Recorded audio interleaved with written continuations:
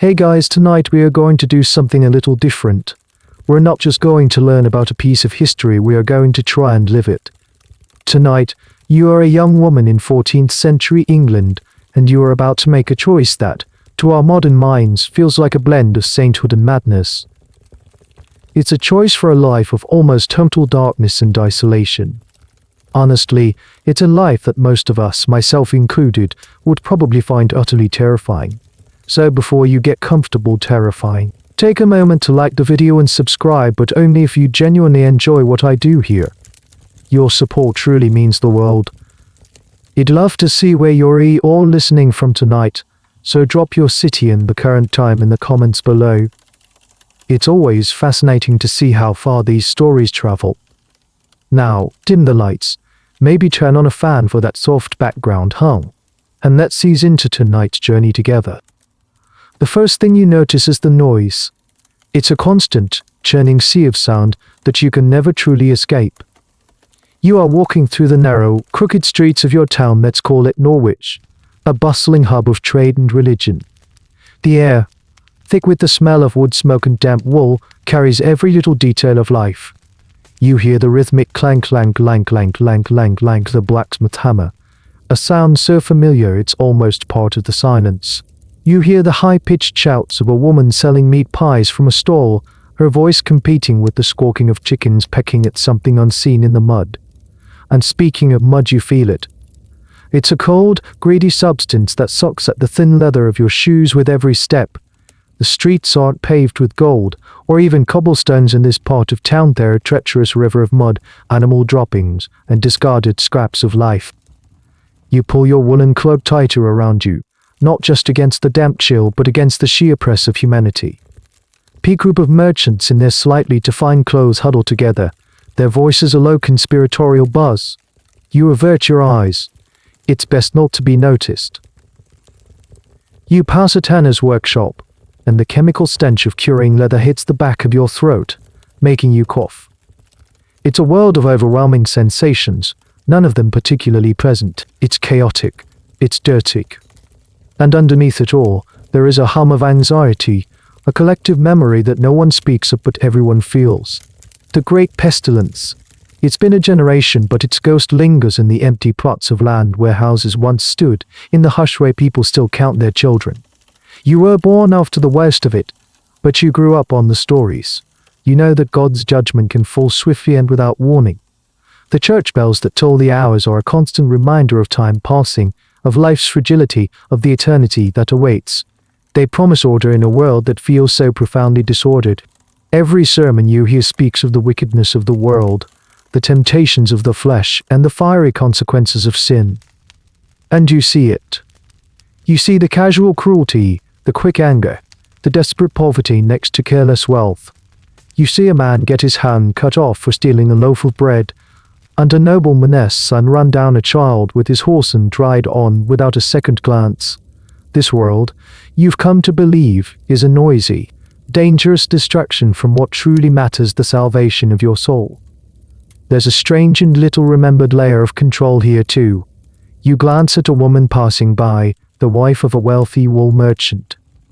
The fur trim on her mantle looks a little too luxurious, a little too close to what only the nobility is supposed to wear.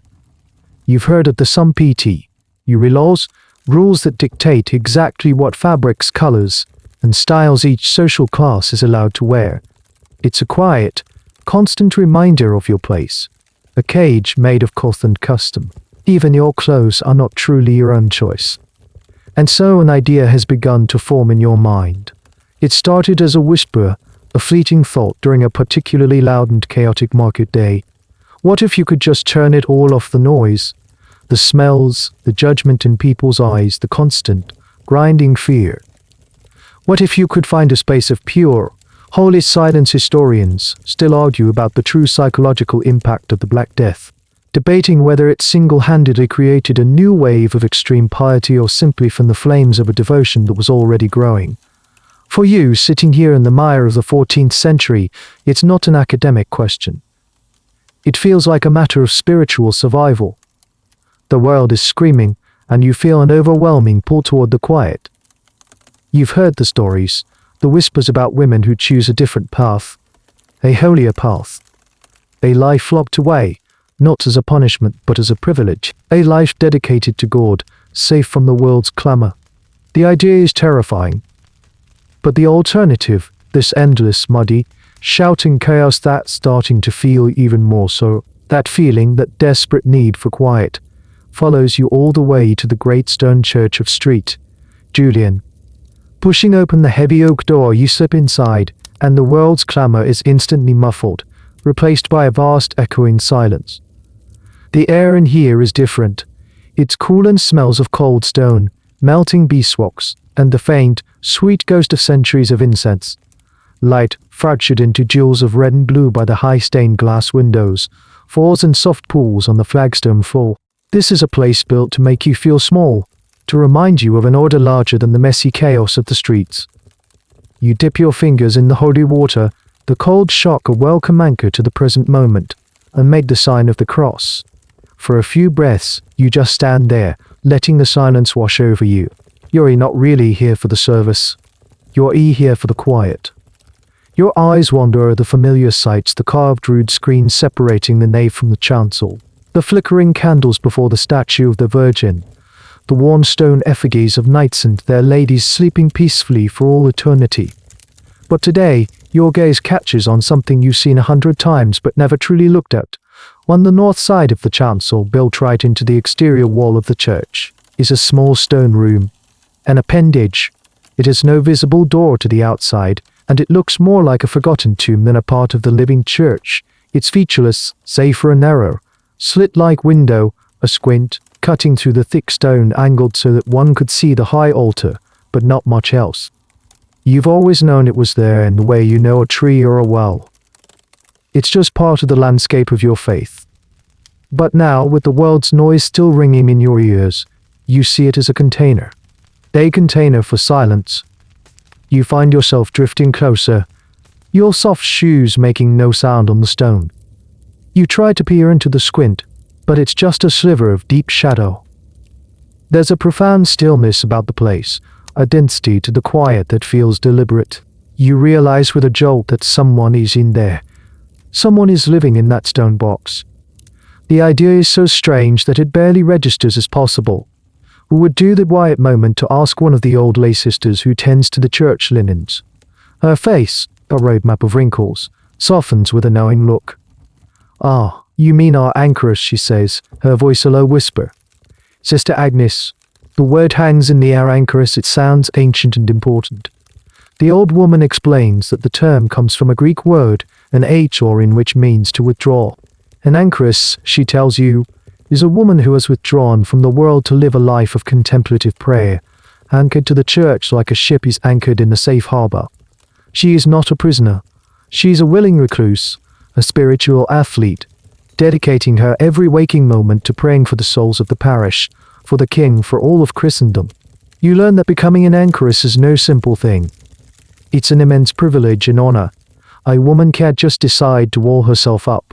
She needs permission from the bishop, a rigorous examination of her faith and mental fortitude, and most practically a patron.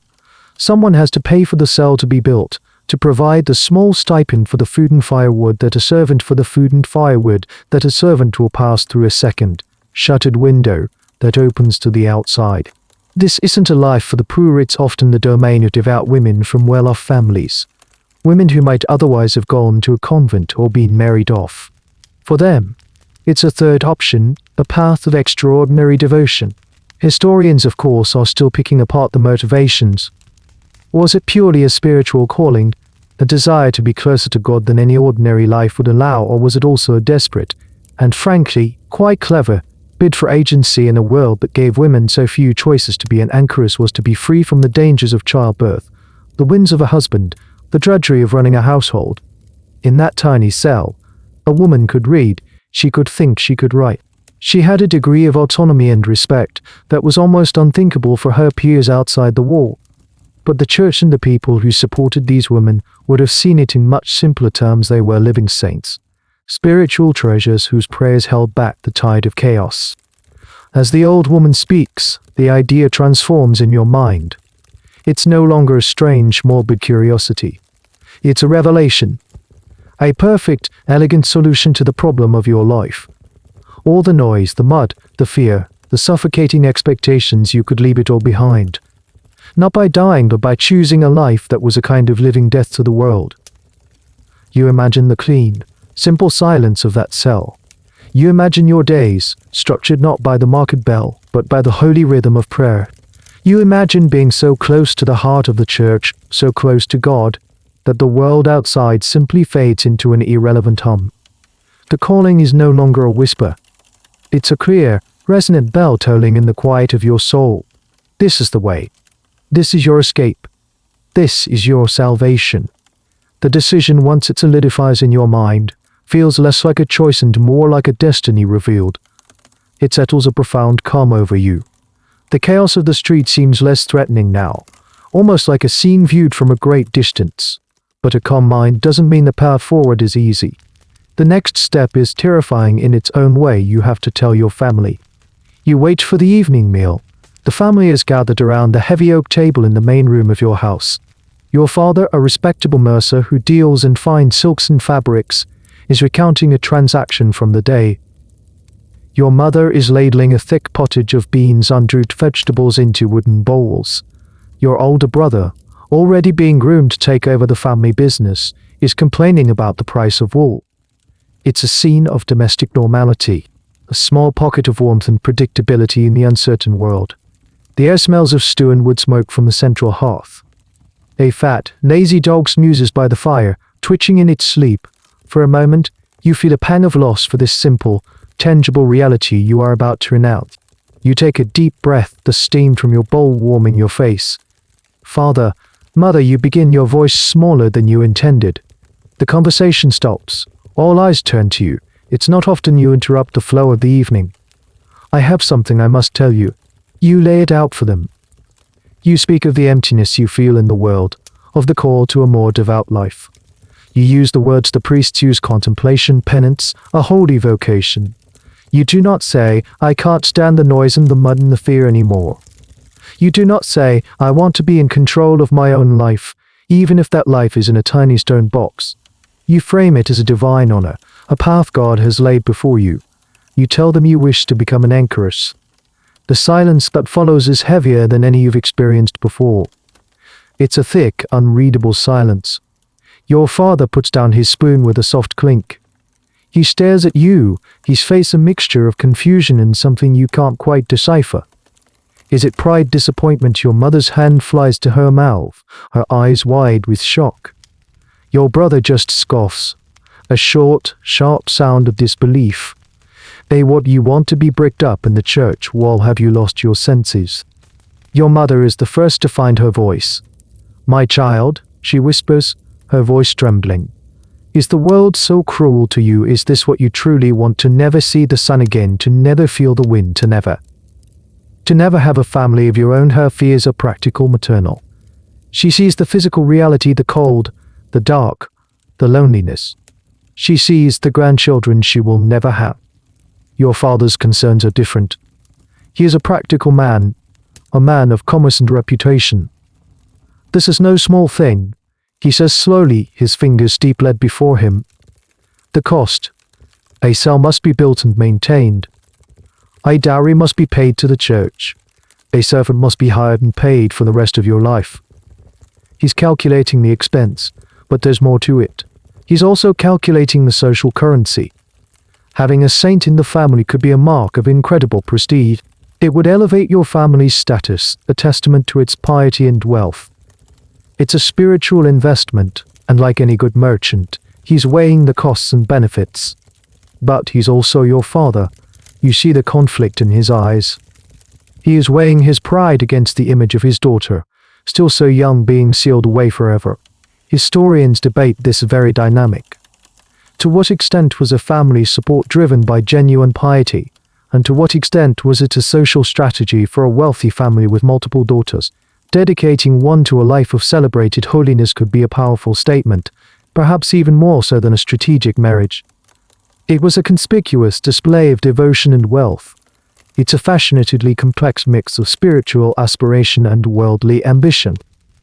But then there's the odd, Little known wrinkle, what about the poor? While most anchoresses were from the upper classes, there are records of villages collectively sponsoring a local woman of humble birth whom they believed to be particularly holy. It was a kind of community project, a shared investment in their collective salvation. They would all chip in to support their anchoress. Your brother continues to mutter about madness, but your father silences him with a sharp look. The conversation lasts late into the night. It's not one single discussion, but a series of them, circling the same points. Your mother weeps. Your father asks hard, practical questions. You, for your part, remain steadfast. You repeat your conviction, the sense of calling. You try to reassure them that this is not a sad fate, but a joyful one. You are not being imprisoned, you are being set free. You are not being lost to them, you are becoming their advocate in the court of heaven. By the time the fire has burned down to glowing embers, a fragile understanding has been reached. Your father, seeing your unshakable resolve and perhaps seeing the glimmer of prestige, has given his reluctant consent. Your mother, full of sorrow, has accepted what she cannot change. You have cleared the first, and perhaps most personal, hurdle on your strange and sacred path. The family home already feels like a place you are just visiting. Your family's consent was the first door. The second, and far more imposing, is the bishop's. You can't just declare yourself a holy recluse. The church has rules for everything, especially for acts of extreme piety. They need to ensure you're either real deal, a genuine vessel of devotion, not a melancholic, a hysteric, or worst of all, someone trying to escape a worldly problem like a bad debt or an unwanted marriage proposal. This isn't an escape route for the desperate, it's a calling for the elect. The day of your examination arrives. You are ushered not into a grand hall, but into a small private chamber in the bishop's palace. The room is austere, dominated by a large, dark wood desk. The air smells of old parchment and beeswax polish. Sunlight streams through a leaded glass window, illuminating dust motes dancing in the air like tiny, restless souls. The bishop is an imposing figure, not because of any great physical size, but because of the palpable weight of his authority. He sits behind the desk, his face stern but not unkind, flanked by two other clergymen, a theologian and a canon lawyer. You presume they are here to probe the very fabric of your soul. You stand before them, your hands clasped so tightly your knuckles are white. This is not a conversation, it is an ordeal. The bishop begins, his voice calm and measured, but his questions are like sharp, pointed instruments. My child, why do you seek this life? What draws you to the anchor hold? You repeat the answers you have rehearsed in your heart. You speak of your love for God, your desire to dedicate your life to prayer to atone for the sins of the world. You use the language of faith, the only language appropriate for this moment. But the bishop pushes deeper. Have you suffered a recent disappointment, a grief? Is there a man you wish to marry who would not have you? His questions are designed to uncover any earthly motive. The church was wary of what they called acedia, a kind of spiritual sloth or despondency that could be mistaken for piety. They knew that a woman locked away for the wrong reasons could easily fall into despair and madness, becoming a liability, a ritual asset. You meet his gaze and answer truthfully. No, your heart is not broken by any man, only by the fallen state of the world. The theologian takes over. His questions are more abstract, a test of your knowledge and understanding. How will you occupy your mind in the cell? What will you contemplate? Recite for us the Paternoster and the Ave Maria in Latin. You do, your voice steady, the familiar words of comfort. He asks you about the nature of temptation, about the wiles of the devil, who is said to be particularly relentless in his assault on solitaries. They need to know if you have the spiritual armor to withstand decades of psychological warfare. You speak of prayer, of keeping your hands busy with simple work like sewing altar cloths, and of the lives of the desert fathers who fought similar battles before you. This is a key point that historians still puzzle over. How educated were these women? While many were likely literate, at least in their vernacular tongue, the depth of their theological training is a subject of debate. Some, like the famous Julian of Norwich, who was your contemporary in this very city, would go on to write theological treatises of profound depth. Others may have had a simpler, more devotional faith. The examination was meant to gauge this, to ensure you had the intellectual and spiritual foundation to survive the solitude without falling into heresy or despair. Then comes a series of surprisingly practical, almost bizarre questions. Can you endure the cold of winter, the damp? Are you prone to fits or melancholy? What if a fire should break out in the church? What if you are afflicted by rats or other vermin in your cell?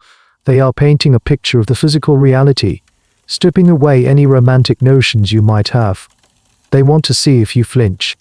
One of the more peculiar, and frankly, a bit awkward, parts of this screening process, a detail often left out of the grander narratives, involves ensuring you are, in fact, a virgin. It was a prerequisite. The anchoress was to be a bride of Christ, and her physical purity was a symbol of her spiritual purity.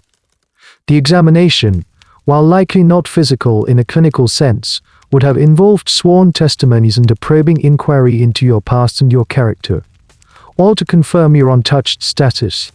You answer every question with as much honesty and fortitude as you can muster. You admit that you will be afraid, that you will be lonely, but you insist that your faith in God's protection is stronger than any of these fears. You are not seeking a life of comfort, you are seeking a life of purpose. The three men listened, their faces impassive. They confer in low, hushed Latin, their words a mysterious rumble. You cannot understand. You wait, your entire future hanging in the balance of their judgment. The silence stretches on, each second a small lifetime. Finally, the bishop turns back to you. He looks at you for a long moment, his eyes seeming to peer right through you. Then, he gives a slow, deliberate nod. We find your desire to be sincere, and your spirit to be sound. God has indeed called you to this path. Go and prepare yourself. The church will grant your request. A wave of relief so profound it almost makes you dizzy washes over you. You have passed the test. You have been found worthy. You murmur your thanks, curtsy, and back out of the room. You have their permission. Now, there is only one thing left to do: say goodbye to the world. The bishop's blessing sets in motion a flurry of activity. Stonemasons are commissioned. Legal documents are drawn up, transferring a portion of your father's wealth to the church as your permanent dowry. A local widow is hired to be your servant, the only person with whom you will have regular contact for the rest of your life. But all of this happens at a remove from you. You are in a strange state of limbo, a guest in your own life. You have been consecrated for a different purpose now, and the world has already begun to treat you differently. People in the street look at you with a new kind of awe, whispering as you pass. You are no longer just a merchant's daughter. You are becoming a holy relic while still breathing. The church sets a date for your enclosure, just a few weeks away. In the intervening time, you are encouraged to prepare your soul, but what you find yourself doing is preparing your senses. You are taking the final, deliberate inventory of a world you are about to leave forever. You are seeing your last sunsets. On the evening before the ceremony, you walk out to a small hill just beyond the town walls. Your younger sister, her eyes puffy from crying, walks with you, holding your hand.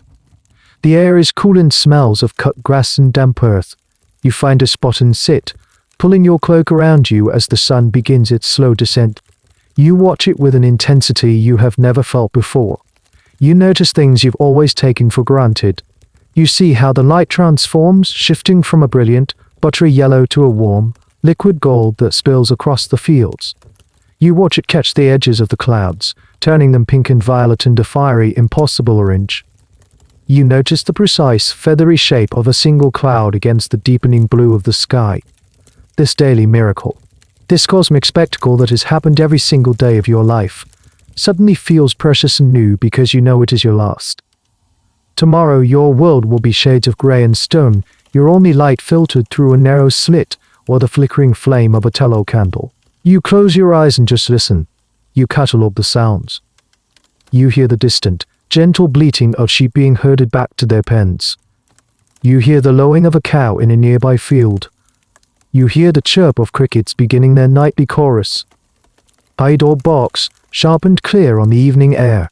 Far below in the town, you can just make out the faint, muffled sounds of life wending down a car trundling over a bridge, the distant cry of a street vendor packing up for the day. These are the sounds you are trading for silence. You try to commit them to memory, to store them away like dried herbs for a long winter. Then you open your eyes and look at your sister. You study her face, the spray of freckles across her nose, the way a loose strand of her hair catches the last light, the exact shade of brown in her eyes. You will not see a human face again, not fully. You may see the face of your servant through a shuttered window, or the priest through the squint, but you will never again sit beside someone, share their warmth, and watch the play of emotions on their features. You reach out and touch her cheek, the skin soft and warm. You are memorizing the feeling of human contact. This is a detail that the historical texts, focused as they are on theology and ritual, often miss the sheer sensory richness of the life being renounced. The formal rite of enclosure focused on the death of the worldly self, but that self was made up of these tiny, beautiful, sensory details. We can only speculate on what went through a woman's mind on this final day. Historians are still debating the psychological state of these women at the threshold. Were they filled with ecstatic anticipation for their divine union, or was there a profound and terrifying undercurrent of human grief for the world they were leaving perhaps? For you, it is both. One of the more peculiar pieces of advice given to prospective anchoresses in guidebooks like the Ancrene was to guard their windows, meaning their eyes and ears. They were instructed not to look out at the world, not to listen to gossip, to keep their senses turned inward toward God. It was a recognition of just how powerful and tempting the sensory world was. Your final sunset is, in a way, your last great indulgence, a final, deliberate sin of the senses before you close the shutters for good. As the last sliver of the sun disappears below the horizon, a deep, purple twilight settles over the land. A chill creeps into the air. It's time to go back. You stand up, your legs stiff.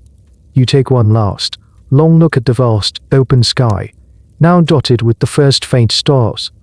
You take a deep breath, filling your lungs with the cool, clean air.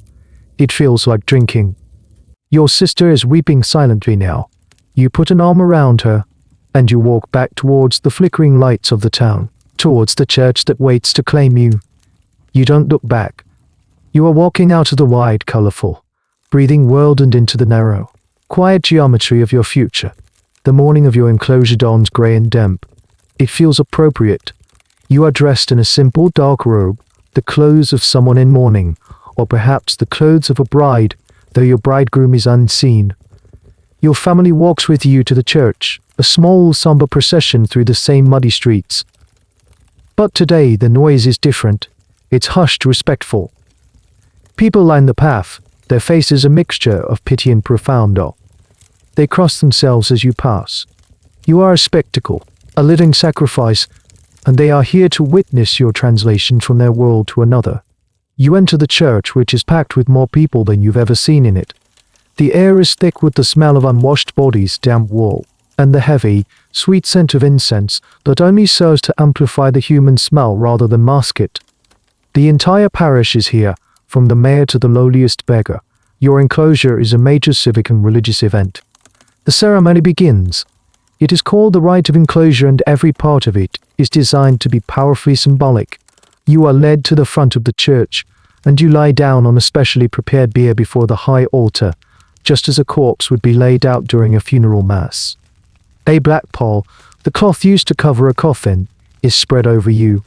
The message could not be clearer: you are dying to the world. The bishop, in his full, magnificent vestments, begins to chant the office for the dead. It is the funeral service. The Latin prayers, familiar to you from countless funerals for the departed, wash over you. De profundis glomaviad te, Domini, out of the depths, I have cried to you, O Lord. The choir sings the somber, ancient melodies. You lie there under the heavy cloth, in the dark, breathing in the smell of dust and wool.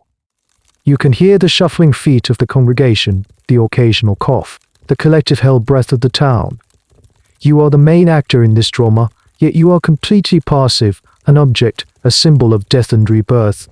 This ritual is one of the most vividly documented aspects of an anchoress's life, detailed in liturgical books of the time. Historians point to its brilliance as a piece of psychological theater. It wasn't just for the community, it was for you.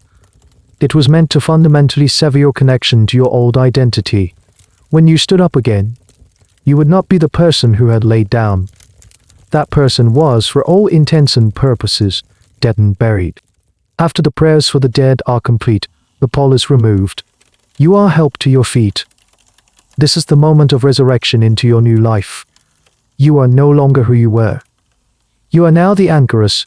You are given a new name, a religious name, though sometimes an anchoress kept her baptismal one. Let's say you are no longer Eleanor, the mercer's daughter. You are now Sister Julian, a name that binds you to this church and this parish. The bishop takes your hand and leads you in a procession. The choir sings a different kind of chant now, something more hopeful but still solemn. The entire congregation follows as you are led out of the main church and towards the small stone cell that has been built against its northern wall. The door to the anchor hold stands open, a dark waiting mouth. You pause at the threshold. You turn and look back for the last time at the sea of faces. You see your mother, her face streaked with tears, holding on to your father for support. He looks grim, proud, and heartbroken all at once. You see your sister, your friends, the familiar faces of your neighbors. This is your final goodbye. You give a small, almost imperceptible nod, a final acknowledgement of the life you are leaving. Then you turn, duck your head, and step across the threshold into the damp, stony chill of the cell. The bishop follows you inside for the final blessing. He sprinkles holy water on the walls, the floor, the rough wooden bed, consecrating the space. He says a final prayer, his voice echoing strangely in the small, confined room. He commends your soul to God, asking for protection against the demonic temptations that will surely follow. Then he backs out. For a brief, heart-stopping moment, you are framed in the doorway, a dark figure against the candle-lit gloom of your new home. The stonemasons, waiting with their mortar and stones, step forward. There's a scraping sound, the wet slap of mortar, the solid thud of a stone being set in place. Then another, and another. The doorway shrinks, the doorway shrinks. The light of the world are systematically bricked away. The last thing you see is not a face, but the rough, grey texture of a stone block being pushed into the final gap. Then darkness, and a silence that is nothing like the silence of an empty church. It is the silence of a tomb. The ceremony is over. Your old life is over. This is it. This is forever. A little known but poignant detail of this ceremony often. The bishop would give the new anchoress a final, parting instruction, something to the effect of, from this moment on, you shall not leave this cell for any reason, not for flood, not for fire, not until you are carried out for your burial. The sound of the final stone sliding into place is a dull, definitive thud. It echoes in the small space, and then nothing. The sound of the masons scraping mortar on the other side is muffled, distant, as if coming from another world, which, in a way, it is. The last sliver of light from the church vanishes, plunging you into a profound and disorienting darkness. The only light now is a single, flickering tallow candle you brought in with you, its small flame casting huge, dancing shadows that make the tiny room seem both vast and menacing. You stand frozen in the center of the cell for a long moment, your heart hammering against your ribs. The air is cold and carries the sharp, mineral smell of freshly cut stone and damp earth. It's a clean smell, but a dead one. You take a slow, deliberate breath, and then another, trying to anchor yourself in this new reality. This is your home now. This is your home now. This is your world. Slowly, your eyes begin to adjust to the gloom. You hold the candle aloft and take your first proper tour of your new domain. It is brutally simple. The cell is small, perhaps 12 feet by 12 feet, a perfect, unadorned box. The floor is packed earth, cold and slightly damp under the thin soles of your shoes. You can feel the chill of it already starting to seep into your bones. The walls are thick, rough-hewn stone, uneven to the touch. You run your hand over them. They feel ancient, solid, and utterly indifferent. They are your shield and your cage. There is no decoration, no carving, no attempt to soften the severity of this place. This is a place for stripping away, not for adding on. Your furniture is sparse and functional. Against one wall is a low wooden bed, little more than a plank on legs, with a straw-filled mattress and a single coarse wool blanket. This is where you will sleep, and where you will, one day, die. Next to it is a small, rough wooden stool and a simple prie-dieu, a small kneeling bench with a ledge for a book. This is your station for prayer, the engine room of your new life. In one corner, there's a simple chamber pot, an avoidable lesson. But the most important features of your new world are the windows. There are 3. The first you already know. It's the squint, or hagioscope, that narrow, angled slit cutting through the thick interior wall into the church. You move towards it and peer through. The angle is precise. You cannot see the congregation or the nave. You can see only one thing, the high altar, where the priest will celebrate Mass. You can see the flicker of the altar candles, a distant holy fire. This is your lifeline to the sacraments, your connection to the body of the church, yet perfectly separate. The second window is in the opposite wall, the one facing outwards towards the churchyard. It's a small, square opening, but it's covered by a heavy wooden shutter that is bolted from the inside. This is your link to your servant in the world of the living. She will bring your daily meal, a small loaf of bread, some water, perhaps a few vegetables, and place it on the sill. She will take away your waste. You might exchange a few necessary words through the shutter, but you are forbidden from opening it fully, from ever seeing her face clearly or looking out upon the world. This window has a curtain too, a piece of black cloth, as you were instructed in the rulebooks for anchoresses. You are to speak through the cloth to further obscure the connection. And then there is the third window, a detail often overlooked but psychologically crucial. It's another small opening, perhaps on the side wall, leading into a smaller, secondary chamber. This is where your servant, your maid, might have her own little room to sleep, to be on hand if you were to fall gravely ill or need immediate assistance. It creates a strange, intimate proximity with one other person, yet the wall remains. This feature wasn't universal, and whether your cell has one is a matter of how wealthy your patron was. Let's imagine yours does. It's a constant complication, a tether you can't quite cut. Historians debate the exact layout and comforts of these cells. While the ideal was one of extreme austerity, archaeological evidence and household accounts suggest some variation. Some anchoresses might have had slightly more luxurious cells, perhaps with a fireplace or a stone floor, depending on their status and the climate.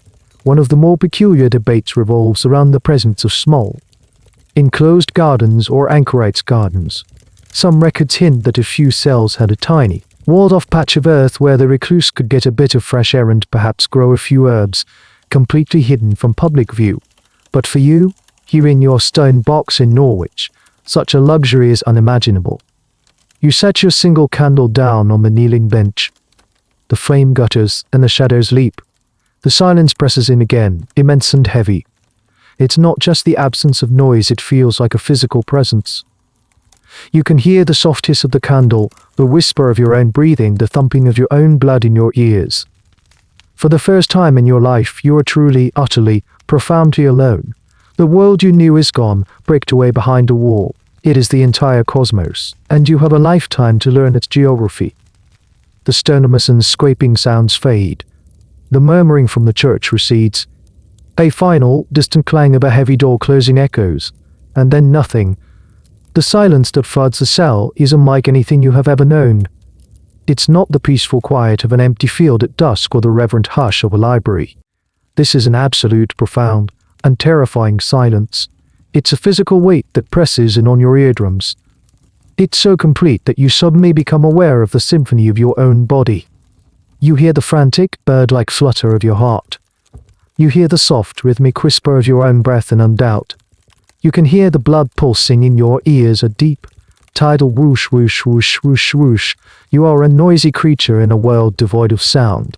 You remain standing in the center of the room, not daring to move, as if a single footstep would shatter the fragile composure you're clinging to. The single candle flame is your only anchor in a sea of darkness. The shadows it throws are monstrous. The simple wooden stool looks like a crouching beast. The folds of your wool blanket on the bed become a range of dark, forbidding mountains. Your own shadow, cast long and distorted against the rough stone wall, is a terrifying stranger mimicking your every slight tremor. The first few hours are a blur of disorientation. Time, untethered from the sun or the rhythm of the town, loses all meaning. Is it noon? Is it evening? Has it been minutes or hours since they sealed the wall? You have no way of knowing. The tolling of the church bell for the canonical hours will become your only clock, but you haven't learned its rhythm from in here yet. For now, you are adrift in a timeless void. A primal fear begins to creep in, cold and sharp. The four walls which moments ago felt like a holy shield, now feel like they are closing in. The air feels thin, difficult to breathe. You fight a rising panic, a death scream, to beat on the wall, to claw your way back to the world of light and sound. You squeeze your eyes shut and grip the small wooden cross you wear around your neck, its familiar shape a small, hard comfort in your hand. You force yourself to recite the prayers you know by heart, your own voice a strange, reedy intrusion into the immense quiet. Pater Noster, Kias in Kale, is the words are a lifeline, a familiar path in a terrifyingly new landscape. As the hours crawl by, the initial terror begins to subside, replaced by a profound and aching loneliness. It's a soul-deep solitude you couldn't possibly have imagined. You think of your family, sitting down for their evening meal. You can picture the scene perfectly: your father, your mother, your sister, your brother, their voices, their laughter, the smell of the stew, the warmth of the fire. It's all happening right now, just a few hundred yards away, but it might as well be on the moon. A wave of grief, sharp and sudden, washes over you. You slide down to the cold earth floor, pull your knees to your chest, and for the first time, you allow yourself to weep. Your sobs are loud and dry in the stillness of the cell, the sound swallowed by the stone walls. This initial psychological shock is something the guidebooks for anchoress, like the Ancrene, was prepared them for. They spoke of this period as the first great trial, the temptation of despair. The devil, they said, would use this crushing loneliness to try and break the anchoress's resolve to make her regret her choice. The prescribed remedy was, predictably, prayer. A fascinating and weirdly specific detail from some of these guides involves the anchoress's own grave. It was sometimes recommended that the anchoress keep a skull in her cell as a memento mori, a reminder of death. Even more grimly, some sources suggest that the anchoress should, each day, scrape away a small amount of earth from the floor of her cell, slowly digging her own grave over the course of her life. Historians debate how common this practice actually was. Was it a literal instruction or a powerful metaphor for the daily practice of dying to the world for you? Sitting on the cold floor, the idea feels all too real. Your cell already feels like a tomb. Finally, exhausted by emotion, your tears run dry. The candle has burned down, sputtering in a pool of its own wax. You know you must save it. You pinch out the flame between your calloused fingers, plunging the cell into absolute velvety blackness.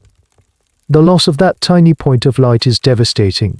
Now, you have nothing but the sound of your own breathing in the dark. You feel your way to the rough bed, your hands brushing against the cold, unyielding stone.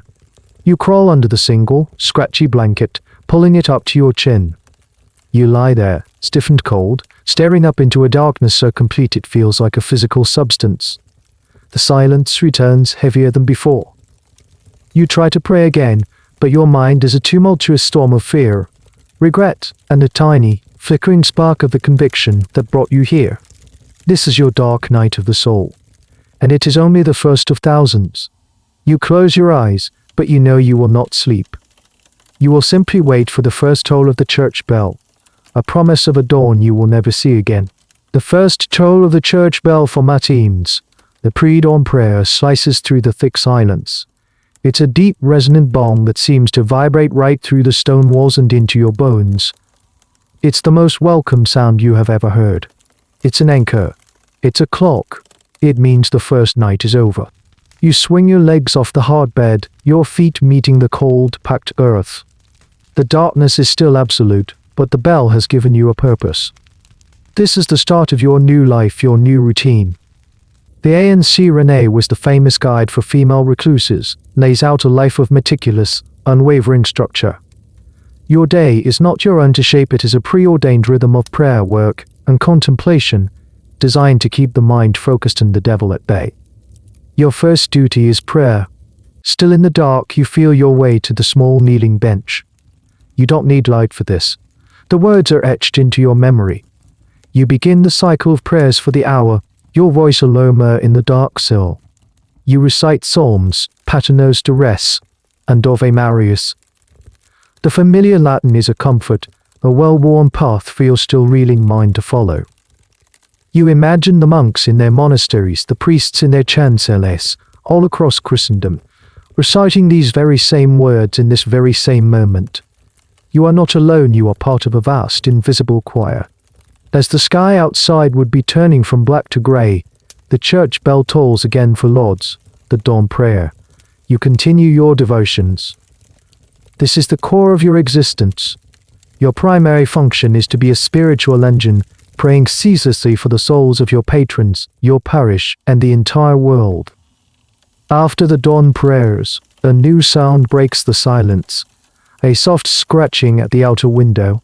It's your servant, your maid, whose name is perhaps Margaret. You move to the window, your heart giving a little flutter at this first human contact. You don't open the shutter. Instead, you speak through the heavy wood. "Dear gracious," you say. "Thanks be to God." "Beniti sight," she replies from the other side. "Bless you." You hear the scrape of a wooden bowl being placed on the outer sill. Then the sound of her footsteps fading away. You wait a few moments as instructed, before drawing the bolt and opening the shutter, just enough to retrieve your breakfast. It's a small, coarse loaf of dark bread and a cup of water. You close and bolt the shutter immediately. This is your sustenance. This is your sustenance. This is all you will have until the same ritual is repeated in the evening. With the first light, a pale, ghostly grey begins to filter through the squint window, offering just enough illumination to see the vague shapes of your cell. Now your hands must be occupied. The rule books are very clear on this. Idleness is the devil's workshop. You have been given simple, respectable work to do. Your father, the mercer, has supplied you with fine linen thread needles. Your task is to sew and embroider altar cloths and vestments for the church. You sit on your low stool, the fabric in your lap. The work is intricate and requires focus. You push the needle through the cloth, pull the thread taut. Push, pull, push, pull, push, pull. The simple, repetitive motion is calming. It occupies the restless part of your mind, freeing the other part for contemplation. As you stitch, you are to meditate on the Passion of Christ or the virtues of the Virgin Mary. Your hands are busy in the world of things, but your mind is soaring in the world of spirit. Historians often point to this as a key aspect of the anchoress' life. They were not just idle mystics, they were productive members of the religious economy. Their fine needlework was highly prized. This practical contribution helped justify their existence and integrate them into the life of the church. A strange but important part of this daily routine is about hygiene, or the lack thereof. The Ancrene Wisse gives surprisingly specific, and to us, bizarre, advice on this. It advises against excessive washing. Cleanliness is a virtue, it seems to say, but vanity is a sin. You are permitted to wash your hands and face, but full baths are a luxury of the world you left behind, an indulgence of the flesh.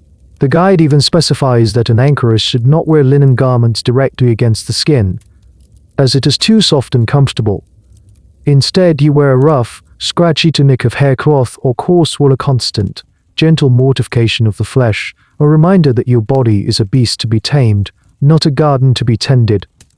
You can feel the scratch of it against your skin right now. It's a constant, low-level irritation, another tool to keep you anchored in penance. The day progresses, marked by the tolling of the bells for terci, sexti, and none the mid-morning, noon, and mid-afternoon prayers. Each bell is a summons to leave your cell and return to the kneeling bench. Pray, work, contemplate. Pray, work, contemplate. This is the three-stranded cord that will bind your days together for the next 30, 40, maybe 50 years. There are no holidays, no vacations, no sick days from this routine. It is as relentless and as regular as the turning of the earth. As dusk falls, the light from the squint fades completely, plunging you back into darkness. You eat your second small meal. You say your evening prayers, Vespers and Compline. And then you are left once more to the silence and the dark. The routine at first feels alien and severe, but you sense that in its unyielding structure lies your only hope of survival.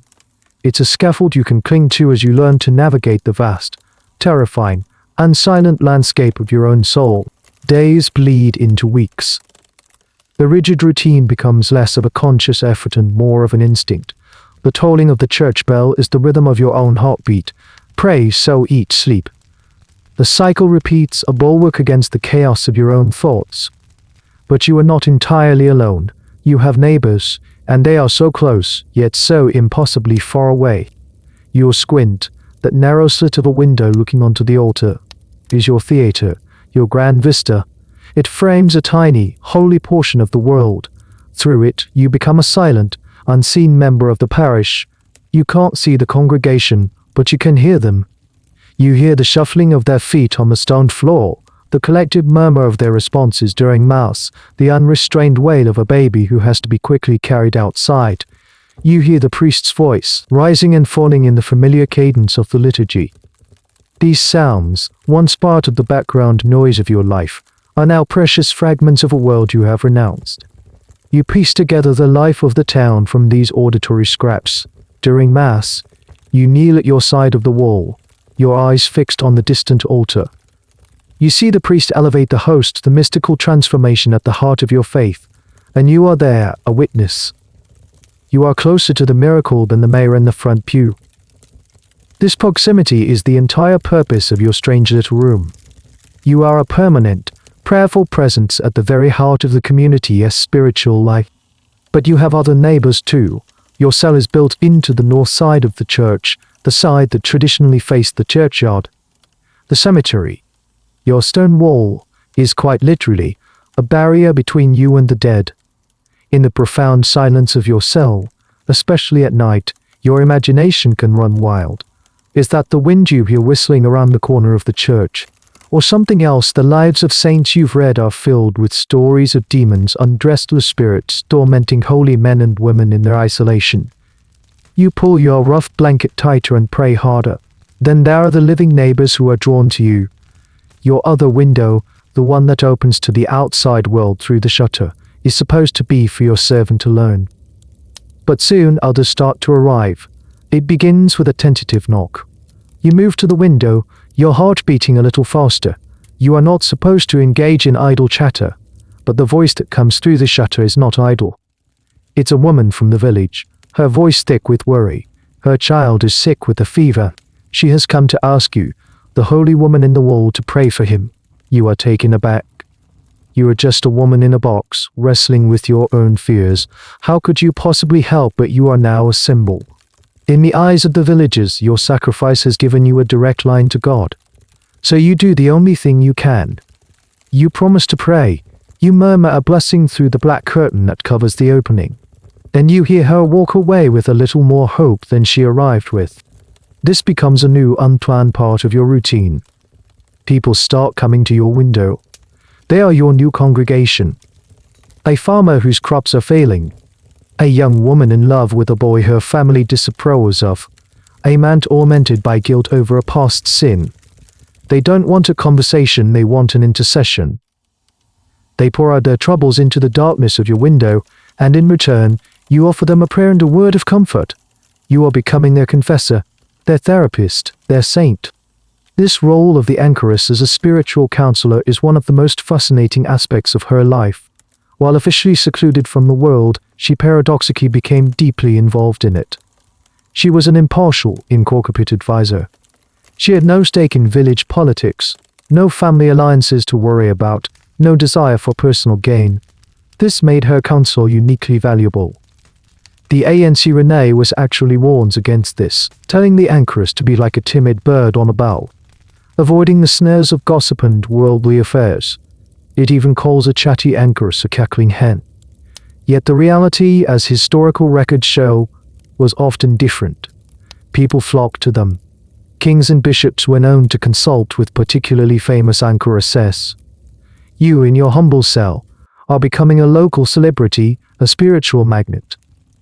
There's a strange power in this. You, who have renounced all worldly influence, are now more influential than you ever were as a merchant's daughter. One of the more curious and debated aspects of this interaction is what it did to the anchoress herself. Did hearing the constant stream and misery and struggle wear her down, or did it strengthen her sense of purpose? Historians argue about whether this counseling role was a burden or a privilege. For you, it is both. It's a heavy responsibility to carry the sorrows of your neighbors, but it also gives a tangible, human dimension to your prayers. You are no longer just praying for abstract concepts like the world, you are praying for John the baker's aching back, for little Mary's cough, for Thomas the weaver's troubled heart. Through the two windows of your cell, you are connected to two different worlds. Through the squint, you are joined to the eternity of the church. Through the shuttered parlor window, you are tied to the messy, fleeting, painful and beautiful world of human beings. You live poised between the two, a strange bridge between heaven and earth, with only a few inches of cold stone separating you from your neighbors, living undead. Your world may be small, but it is governed by immense and powerful forces. The most immediate and constant of these is hunger.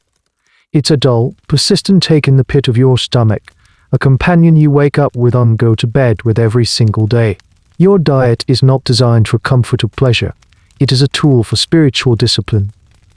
Twice a day, your servant Margaret leaves you the same meager meal: a small loaf of dark, heavy bread, a cup of water, or sometimes thin, watery ale, and perhaps a small bowl of pottage or bland, boiled mush of peas, beans, or whatever cheap vegetable is in season. There is no meat, there is no meat, there is no fish. There are no spices, no butter, no sweetness. On Fridays and during the long, arduous fast of Lent, the meal is even smaller, sometimes just bread and water. This isn't about poverty. Your family paid a handsome sum to the church to ensure your lifelong care. This is a deliberate, prescribed regimen of semi-starvation. The theological principle behind it is simple and brutal. The flesh is a rebellious servant that must be tamed. A full stomach, the church fathers taught, leads to sloth, lustful thoughts, and a general dullness of the spirit. A hungry body, on the other hand, keeps the mind sharp, the spirit alert, and the soul closer to God. Hunger, in the logic of your new life, is a form of prayer. Each pang of emptiness in your belly is a reminder of your dependence on God, a small sacrifice offered up to the heavens. You learn to live with it. You learn the geography of your own hunger. You learn to ignore the gnawing emptiness and the light-headedness that sometimes makes the shadows in your soul swim before your eyes. You learn to eat slowly, to savor each coarse, tasteless mouthful of bread as if it were a feast. You learn that a sip of cold water can feel like the most profound luxury on earth. The Ancrene Wisse is surprisingly detailed on the subject of food, and it reveals a fascinating psychological insight into the anchoress's life. The guide warns against being too severe with fasting. It cautions that if an anchoress becomes too weak from hunger, she won't be able to say her prayers properly, which defeats the entire purpose of her vocation. It advises a kind of middle path. Measure is the mother of all virtues. The goal is not to kill the body, but to control it. It also warns sternly against the sin of gluttony, even in this constrained environment. It speaks of anchoresses who become obsessed with their next meal, who look forward to their meager loaf of bread with too much eagerness. That, too, is a spiritual failing. This creates a strange, paradoxical relationship with food. You are commanded to eat to live, but you are forbidden from enjoying it. You are constantly hungry, but you must not be too hungry. It is a precarious balancing act performed every single day in the solitary confinement of your cell. One of the more peculiar and debated facts about anchoress life revolves around this very issue.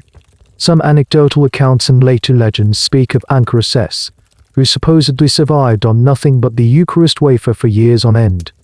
These stories of inertia, or the ability to live without food, were hallmarks of sainthood for figures like Catherine of Siena.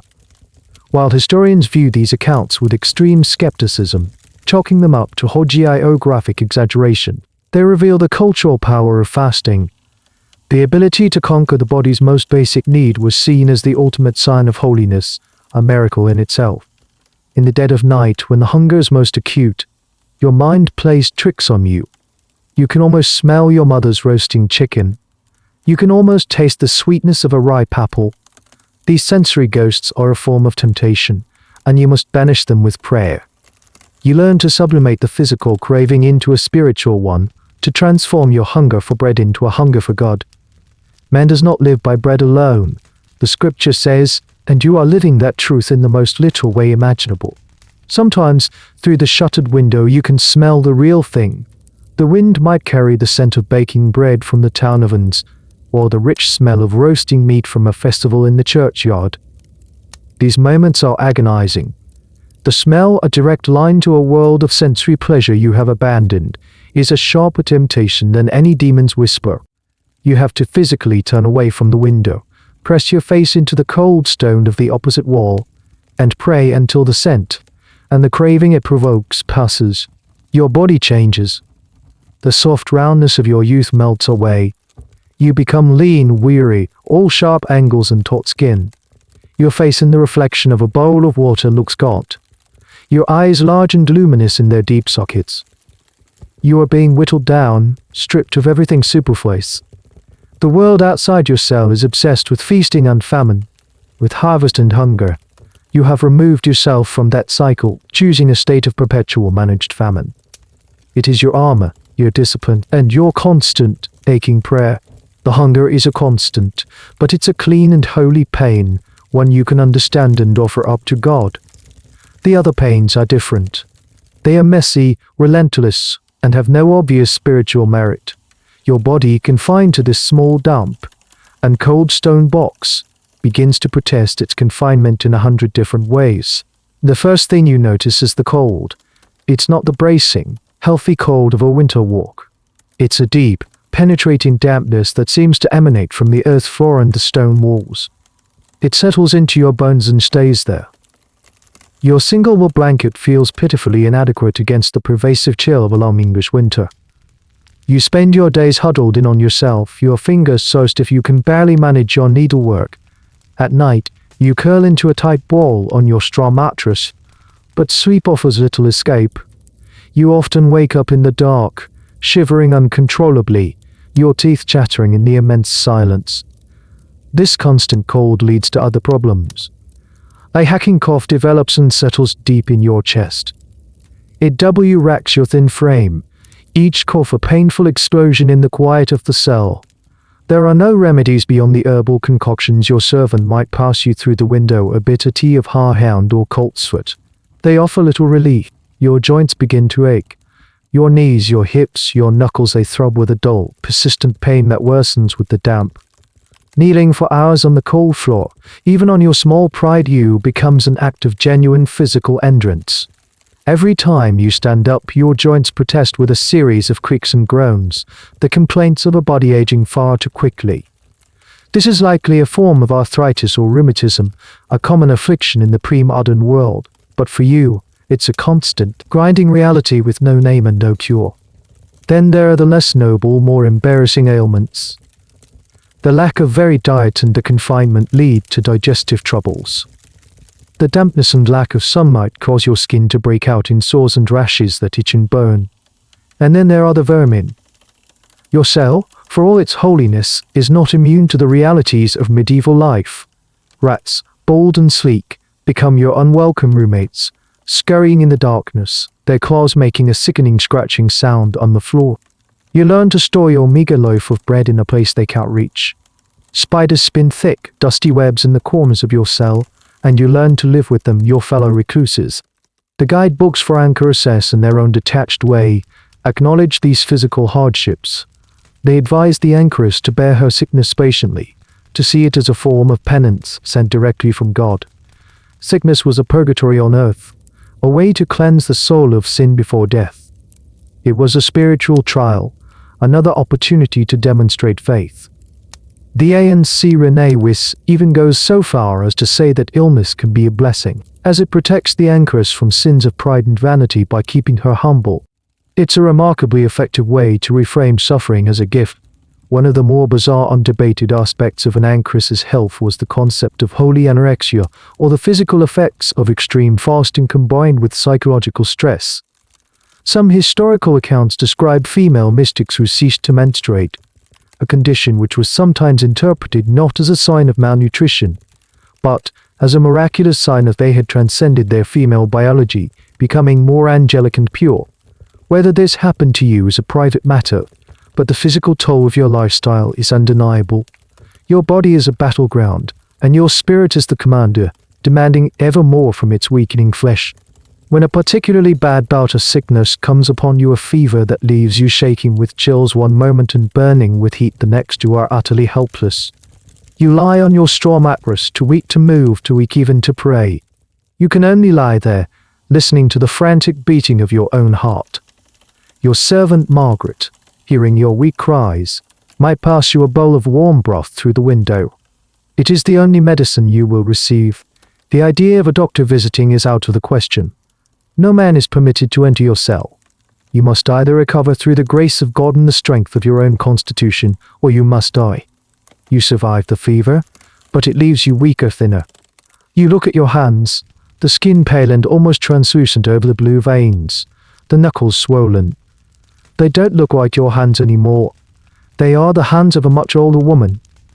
You have been in the cell for 5 years, but your body feels as if it has aged 20. You came here to save your soul from the corruptions of the world. You are discovering that your body has its own set of corruptions, its own relentless path toward decay, from which no stone wall can protect you. The battle to tame the flesh is far more literal than you ever imagined. The physical body protests, but the greater war is waged in the silent, boundless territory of your mind. The absolute solitude, which you once craved as a sanctuary, begins to show its double edge. It is a crucible that can forge a saint or break a mind, and the line between the two is terrifyingly thin. In the long, dark hours between compline and matins, when the world is utterly still, the silence in your cell becomes a canvas, and your mind, starved of external stimulation, begins to paint its own pictures and sing its own songs. At first, it's a blessing. In moments of deep prayer, you feel a sense of ecstatic connection, a warmth that has nothing to do with a fire, a light that has nothing to do with a candle. You feel the presence of God, a profound and joyful certainty that fills your small cell to the brim. These are the moments that sustain you, the divine reassurances that your sacrifice is not in vain. You have visions not of grand angelic choirs, but of something more intimate. You might see the face of Christ in the rough grain of the wooden stool, or feel the comforting presence of the Virgin Mary as you stitch a blue thread into an altar cloth. But the silence is not always friendly. It is also a breeding ground for demons. Not literal red-skied monsters with horns and tails, but the more insidious demons of the mind: doubt, despair, and memory. Memory is a relentless tormentor. You will be in the middle of a psalm and suddenly, without warning, you're ambushed by the memory of the scent of rain on a dusty road or the taste of a fresh strawberry from your mother's garden. You remember the feeling of your sister's hand in yours as you ran through a field of wildflowers. These memories are so vivid, so sensually rich, that they are a form of physical pain. They are ghosts of a life you chose to bury, and they have come to haunt you. You try to banish them as temptations, as distractions from your holy purpose, but they are tenacious. They are you. Then comes the doubt, a corrosive whisper in the dead of night. What if this is all for nothing? What if God isn't listening? What if you've walled yourself up in a cold, damp tomb for a fantasy? You see the fat, healthy merchants passing the church, and you think of the warm beds and full bellies you gave up. The whisper tells you that you warrant only life, that you've wasted your one and only life. This is the demon of acedia, the noonday devil that the Desert Fathers wrote about, a soul-crushing blend of boredom, despair, and spiritual sloth. It's the most dangerous temptation of all because it doesn't attack your faith with fire and brimstone, it simply lets the air out of it, leaving it limp and lifeless. The sensory deprivation does strange things to your perception. After days of staring at nothing but grey stone, your eyes begin to play tricks on you. The shadows in the corner of your soul seem to coalesce to take on shapes. You see fleeting figures in the corner of your eye, only to find nothing there when you turn.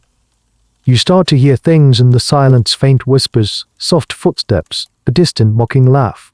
Are these the tricks of the devil, sent to torment you? As the guidebooks warn, Or are they simply the products of a lonely, understimulated brain you have no way of knowing? The line between mystical experience and psychological breakdown becomes hopelessly blurred. This is a central question that modern historians and psychologists grapple with when studying Ancrene.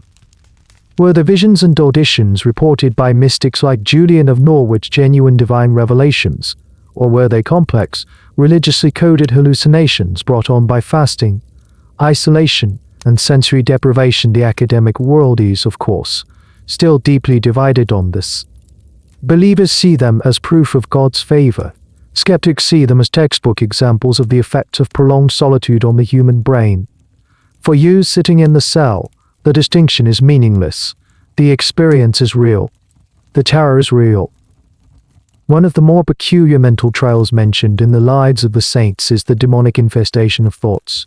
You might be trying to pray, to focus on the holiest of subjects, and your mind will be suddenly flooded with the most profane, intrusive, or nonsensical thoughts.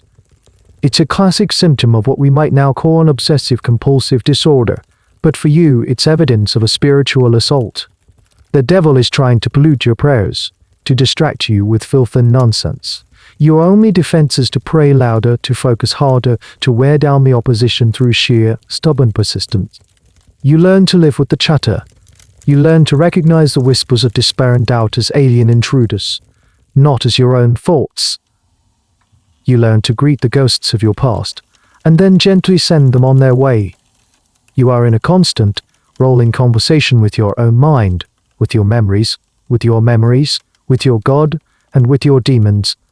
Your tiny stone cell is the stage for an epic drama that no one but you will ever see. Your life has become a journey inward, an exploration of the vast, uncharted wilderness of the human soul. And you are terrifyingly, completely on your own. The solitude is a heavy cloak, sometimes comforting, often suffocating.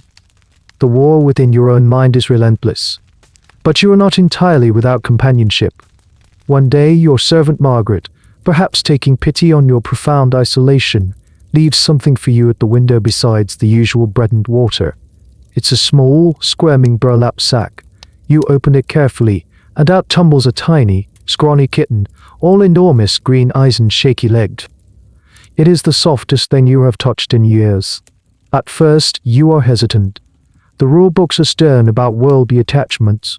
An anchoress is to be the bride of Christ alone. She should not waste her affections on earthly things. The Ancrene Wisse is famously, and rather grumpy specific on this point. It says, "You shall not possess any beast, my dear sisters, except only a cat." This is one of history's most charmingly specific and debated little footnotes. Why a cat? Why was this one creature granted a special exemption from the strict rules of non-attachment? The practical reason is obvious. Your cell, like any medieval building, is plagued by mice and rats. They are a threat to your meager food supply and a source of disease. A cat is not a pet, it is a furry, four-legged exterminator. It earns its keep. But historians and literary scholars suspect there was more to it. The guide goes on to say that an anchoress shouldn't play with or fuss over her cat too much. But the very fact that it needed to say this suggests that, of course, they did.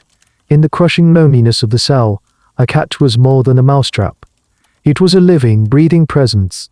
It was a source of warmth on a cold night, a small, independent life sharing your confinement. You watch the kitten explore its new world. It pounces on a stray piece of straw, bats at your shadow on the wall, and eventually, cautiously, it approaches you. It sniffs your outstretched hand, and then, with a surprising boldness, it rubs its flank against your fingers, its tiny body vibrating with a rumbling purr. The sound, after so long in silence, is startling and wonderful. It's a sound of contentment, a sound of life. You feel a crackle of affection, a warmth spreading through your chest, that is both a comfort and a sin you'll have to confess. The cat becomes a new focal point in your rigid routine. You share your water with it, and perhaps a tiny crumb of your bread, though you know you shouldn't. You talk to it, your voice soft in the stillness. You tell it about the visions and the shadows and the memories that haunt you. The cat, of course, does not understand, but it listens, its head cocked, its eyes blinking slowly. It offers no judgment, no advice. It simply is. Its presence is a grounding force. When you are lost in a spiral of doubt or a terrifying vision, the simple physical reality of the cat, the feel of its fur, the weight of it on your lap, the sound of its purring can pull you back from the brink. It's an anchor to the tangible world. This little creature also teaches you theological lessons. You watch its talk a mouse with absolute, single-minded focus. It is a perfect model of concentration, a skill you struggle to master in your own prayers. You watch it sleep, curled in a ball, in a state of perfect trust and surrender, a model of faith. Its simple, uncomputed existence is a rebuke to your own tortured, overthinking mind. The presence of the anchoress's cat has become a recurring motif in art and literature, a symbol of her humanity peeking through the stone facade of her vocation. It's a small, charming detail that makes this extreme lifestyle feel slightly more relatable. There are even archaeological finds that seem to support this.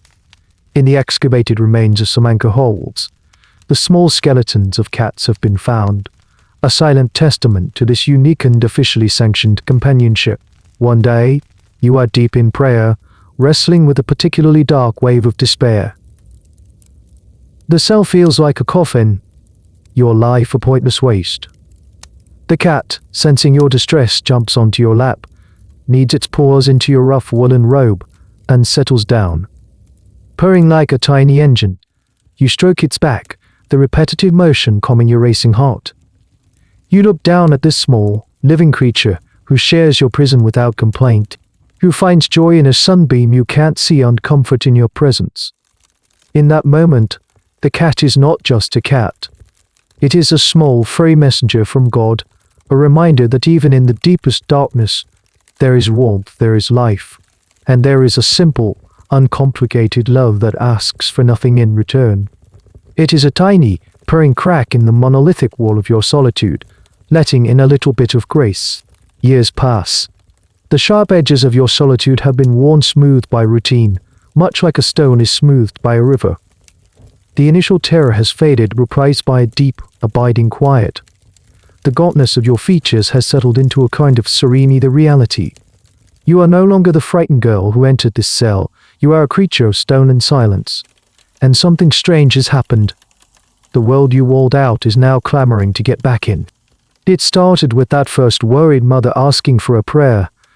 Now, the path to your outer window is well trodden. You have become a local institution. The holy woman at street. Julian's. Your reputation has grown beyond the parish boundaries, whispered from one village to the next. They don't see the woman who struggles with doubt and shivers in the cold. They see a saint, a living conduit to the divine. Your days are now punctuated by a steady stream of visitors at your shuttered window. They bring you the raw, unfiltered substance of their lives. A young man confesses a theft, terrified of damnation, and you guide him toward repentance and restitution. A wealthy merchant, worried about his soul, asks you how much he should donate to the church to secure his place in heaven. You advise him that a humble heart is worth more than a trove of gold. Two neighbors come to you to settle a dispute over a property line, trusting your judgment more than the local magistrates. You have become, against all odds, a person of immense influence. Your power lies in your powerlessness. You have nothing to gain. You cannot be bribed with money, for you own nothing. You cannot be swayed by threats, for you have already given up your life. This detachment makes your counsel pure, your wisdom sought after. You are an anchor not just for the church, but for the entire community. This transformation from recluse to public figure is one of the great paradoxes of the anchoritic life. The women who sought to flee the world became its spiritual center. Historians still debate the dynamics of this power. Was the anchoress a proto-feminist figure, carving out a space for female authority in a patriarchal world, or was she merely a to love the male-dominated church, a convenient, controlled outlet for popular piety? The truth, as is often the case, is likely somewhere in between. You certainly don't think of yourself in such grand terms. You are simply doing what is asked of you, one troubled soul at a time. You learn to be a shrewd judge of character, even through a thick black curtain. You learn to listen not just to the words people say, but to the fear and hope that lie beneath them. You offer comfort, you offer stern warnings, you offer prayer. Your advice is usually simple, grounded in the core tenets of your faith: be honest, be merciful, be humble, pray. But coming from you, from the woman who sacrificed everything, these simple words carry an almost supernatural weight. Of course, not all the advice is so lofty. One of the charmingly mundane details from the Ancrene Wisse is the instruction on how to handle these counseling sessions. It tells the anchoress to keep her conversations brief and to the point, and to never, ever engage in idle gossip. The mouth, it warns, is the devil's gateway. It even gives specific advice on dealing with different types of people: be gentle with the repentant, firm with the repentant, firm with the proud. Sometimes the requests are stranger. A woman brings you a lock of her hair, asking you to bless it to make it grow. A man asks you to breathe on a piece of cloth that he can take with him for luck on a long journey. You are becoming a source of folk magic as much as Christian wisdom. You gently steer them back towards Orthodox faith, but you understand their need for a tangible sign of grace in a harsh and unpredictable world. Your very existence is a tangible sign, a testament to a faith that seems impossible to them. Your servant, Margaret, acts as your gatekeeper.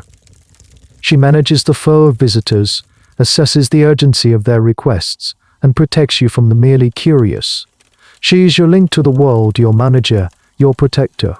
Your relationship with her, conducted entirely through a wall, has become the most intimate and complex relationship of your life. You sit in your cold, dark cell. The world's sorrows and anxieties poured into your ear day. It's an exhausting, heavy burden. But it has also given you a purpose beyond your own salvation.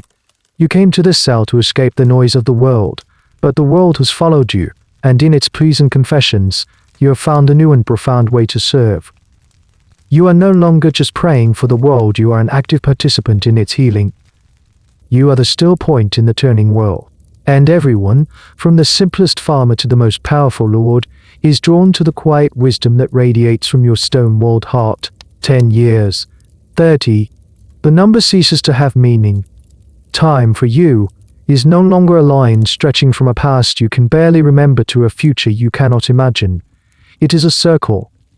It is the endless loop of the liturgical hours, the tolling of the bell from matins to compline and back to matins again. It is the slow, almost imperceptible shift in the quality of the grey light that filters through the squint window, signaling the turning of the seasons. You know it's spring when the air that drifts through the cracks around your servant's window loses its icy bite and carries the faint, sweet smell of damp earth and unseen blossoms. You know it's summer when a heavy, humid warmth makes the stone walls of your cells wet, and the sound of buzzing insects becomes a constant background hum. You know it's autumn when the air grows crisp again, and you can hear the dry rustle of leaves skittering across the churchyard. And you know it's winter when the deep, aching cold returns, and the silence outside your cell becomes absolute, muffled by a blanket of snow. But you have not seen the sun or the snow or a green leaf in decades. Your knowledge of the world is abstract, second-hand. Your perception of time has become profoundly distorted. Without the daily markers of a normal life, the rising and setting of the sun, the changing faces of people, the growth of a child, your own country. You try to remember your mother's face, and the image is blurry, a fading watercolor.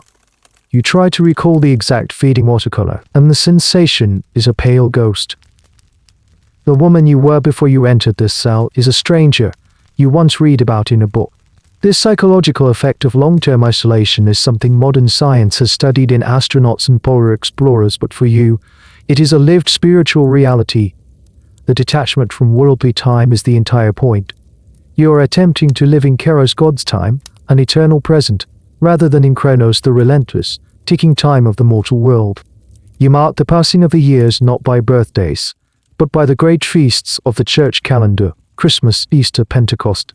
These are the mountain peaks in the flat landscape of your year, moments of heightened prayer and deeper fasting.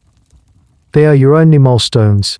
Sometimes a visitor at your window will mention a piece of news that anchors you briefly in history. Pray for the king's army, good mother, they ride to France. There is a new bishop in the sea. The plague has returned to a village 2 days' ride from here. These are just fragments, whispers of a grand narrative that you are no longer a part of. The names of kings and battles are like echoes from a distant storm. Your reality is the ache in your knees, the texture of the linen under your needle, the weight of the silence. One of the more curious historical debates is about how aware anchoresses were of the outside world. While their rulebooks urged them to be ignorant of worldly affairs, their role as counselors meant they inevitably heard the news. Some, like the brilliant Christina of Markyate, were deeply involved in the ecclesiastical politics of their day, advising powerful men from behind their walls. Others may have lived in a state of near-total ignorance. It likely depended on the individual woman, her education, and the nature of the people who sought her counsel. A strange phenomenon begins to happen. You start to lose your own age. Are you 40, 50, 60? The reflection you occasionally glimpse in your water bowl shows a face that is utterly timeless. It is gaunt, yes. The skin as thin as parchment, etched with fine lines. But your eyes, accustomed to the dim light, are clear and bright. There is no grey in your hair because you keep it covered. You are simply old. You are simply old. You have been in this cell for what feels like an eternity. You have outlived almost everyone you knew. Your parents are long dead. You heard of their passing from your sister, her voice thick with grief, through the window screen. You prayed for their souls, a strange, detached sorrow for people who had become characters in your own fading personal history. Your sister, now a grandmother herself, still visits, her voice frail and reedy. Your servant, Margaret, grew old and was replaced by her own daughter, and then her granddaughter. A fixed point, while the entire world outside has aged and changed and died around you, you are lost in time, adrift in a sea of prayer and quiet contemplation. But you are not frightened by it anymore. This detachment is what you sought. You have successfully unmoored yourself from the frantic, forward rush of human life. You exist in a continuous, holy present. Each breath is a prayer, each stitch is a meditation. Each toll of the bell is a call to return to the only thing that is real, the only thing that is timeless, the presence of God in the deep, unending silence of your heart.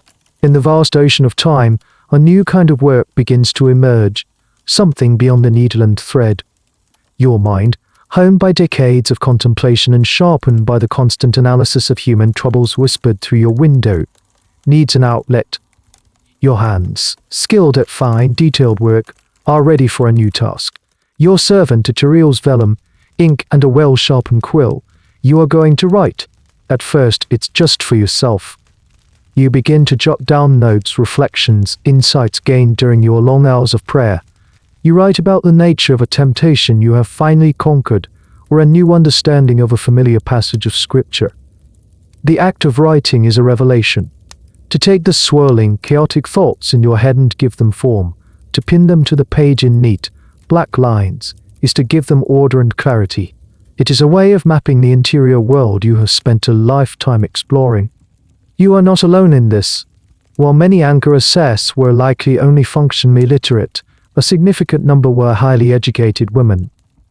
The anchor hold, paradoxically, became one of the few places in medieval Europe where a woman could dedicate her life to scholarly and literary pursuits. Free from the domestic duties of a wife or the administrative tasks of a nun in a large convent, you have the most precious commodity for a writer: uninterrupted time. Your little cell transforms. It is no longer just a place of prayer, but a study, a scriptorium. You write by the flickering light of a tallow candle, your back aching, your fingers cramped around the quill. The scratching of the pen on the vellum is a new, welcome sound in the silence. It is the sound of creation. Perhaps you begin by writing a rule for yourself, a personal guide to your own devotional practices. You codify the lessons you have learned through hard experience. You write about how to combat despair, how to find joy in the smallest things, how to listen for God's voice in the silence. Then your writing takes on a new purpose. Your sister, now old and frail, asks you for guidance for her own granddaughter, a pious young woman considering a life in the church. In response, you begin to write not just for yourself but for others. You start to compose a guide, a spiritual handbook for women who might follow a similar path. You pour everything you have learned into it. You blend stern theological advice with surprisingly gentle, practical wisdom. You warn of the dangers of vanity, but also advise a young recluse to wash her face and hands, for cleanliness is a form of respect for God's creation. You speak of the devil's wiles, but also of the simple comfort of a cat. This is, in essence, how one of the most remarkable documents of medieval England, the Ancrene Wisse, is believed to have been composed. Historians still debate its exact authorship. Was it a male cleric writing for a group of sisters, or could it have been written by an experienced anchoress herself? The text is such a unique blend of formal theology and intimate, almost maternal, advice that the question remains tantalizingly open. You are participating in this small but significant literary tradition. Your work is slow and painstaking. Vellum is expensive, made from the treated skin of a calf, and you cannot afford to waste it. You write carefully, your script small and neat. You might even illuminate your manuscript, using the precious colors. Your servant brings you a touch of gold leaf for the first letter of a chapter, a border of twining vines in green and blue. The act of beautifying the text is another form of prayer. A fascinating, and somewhat quirky, aspect of this literary life was the book trade that revolved around an anchor hold. A respected anchoress who was also a skilled scribe might be commissioned to copy manuscripts. Her cell would become a tiny, one-person publishing house. People would bring her books to be copied, passing the original and the blank vellum through the window, and she would pass back the finished product, earning a small income for the church or for her own upkeep. It's a striking image, a woman locked away from the world, whose primary role is to preserve and transmit the world's knowledge. As your own book grows, it becomes your life's work, your testament. It is the child you never had, the legacy you will leave behind. It contains the sum total of your wisdom, purchased at the cost of a lifetime of silence and sacrifice. You write about the visions you have seen, not in the language of a braggart, but with a humble sense of awe and confusion. You describe the profound love of God as a warm, flowing river, a feeling of being utterly known and utterly loved. You are no longer just a local counselor. You are becoming an author, a theologian. Through your writing, your voice can now travel beyond the stone walls of your cell, beyond the churchyard, to reach other women, other souls, in places you will never see.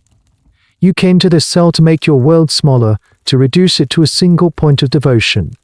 But now, through the humble alchemy of ink and parchment, your world is becoming bigger than ever before.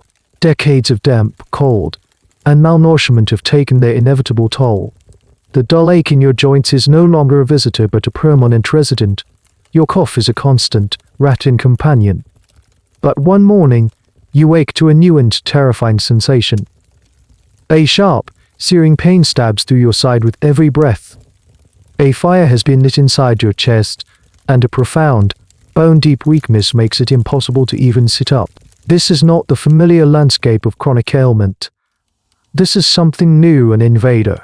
Perhaps it's pneumonia or pleurisy, or some other infection that has finally overwhelmed your body's weakened defenses. You have no name for it.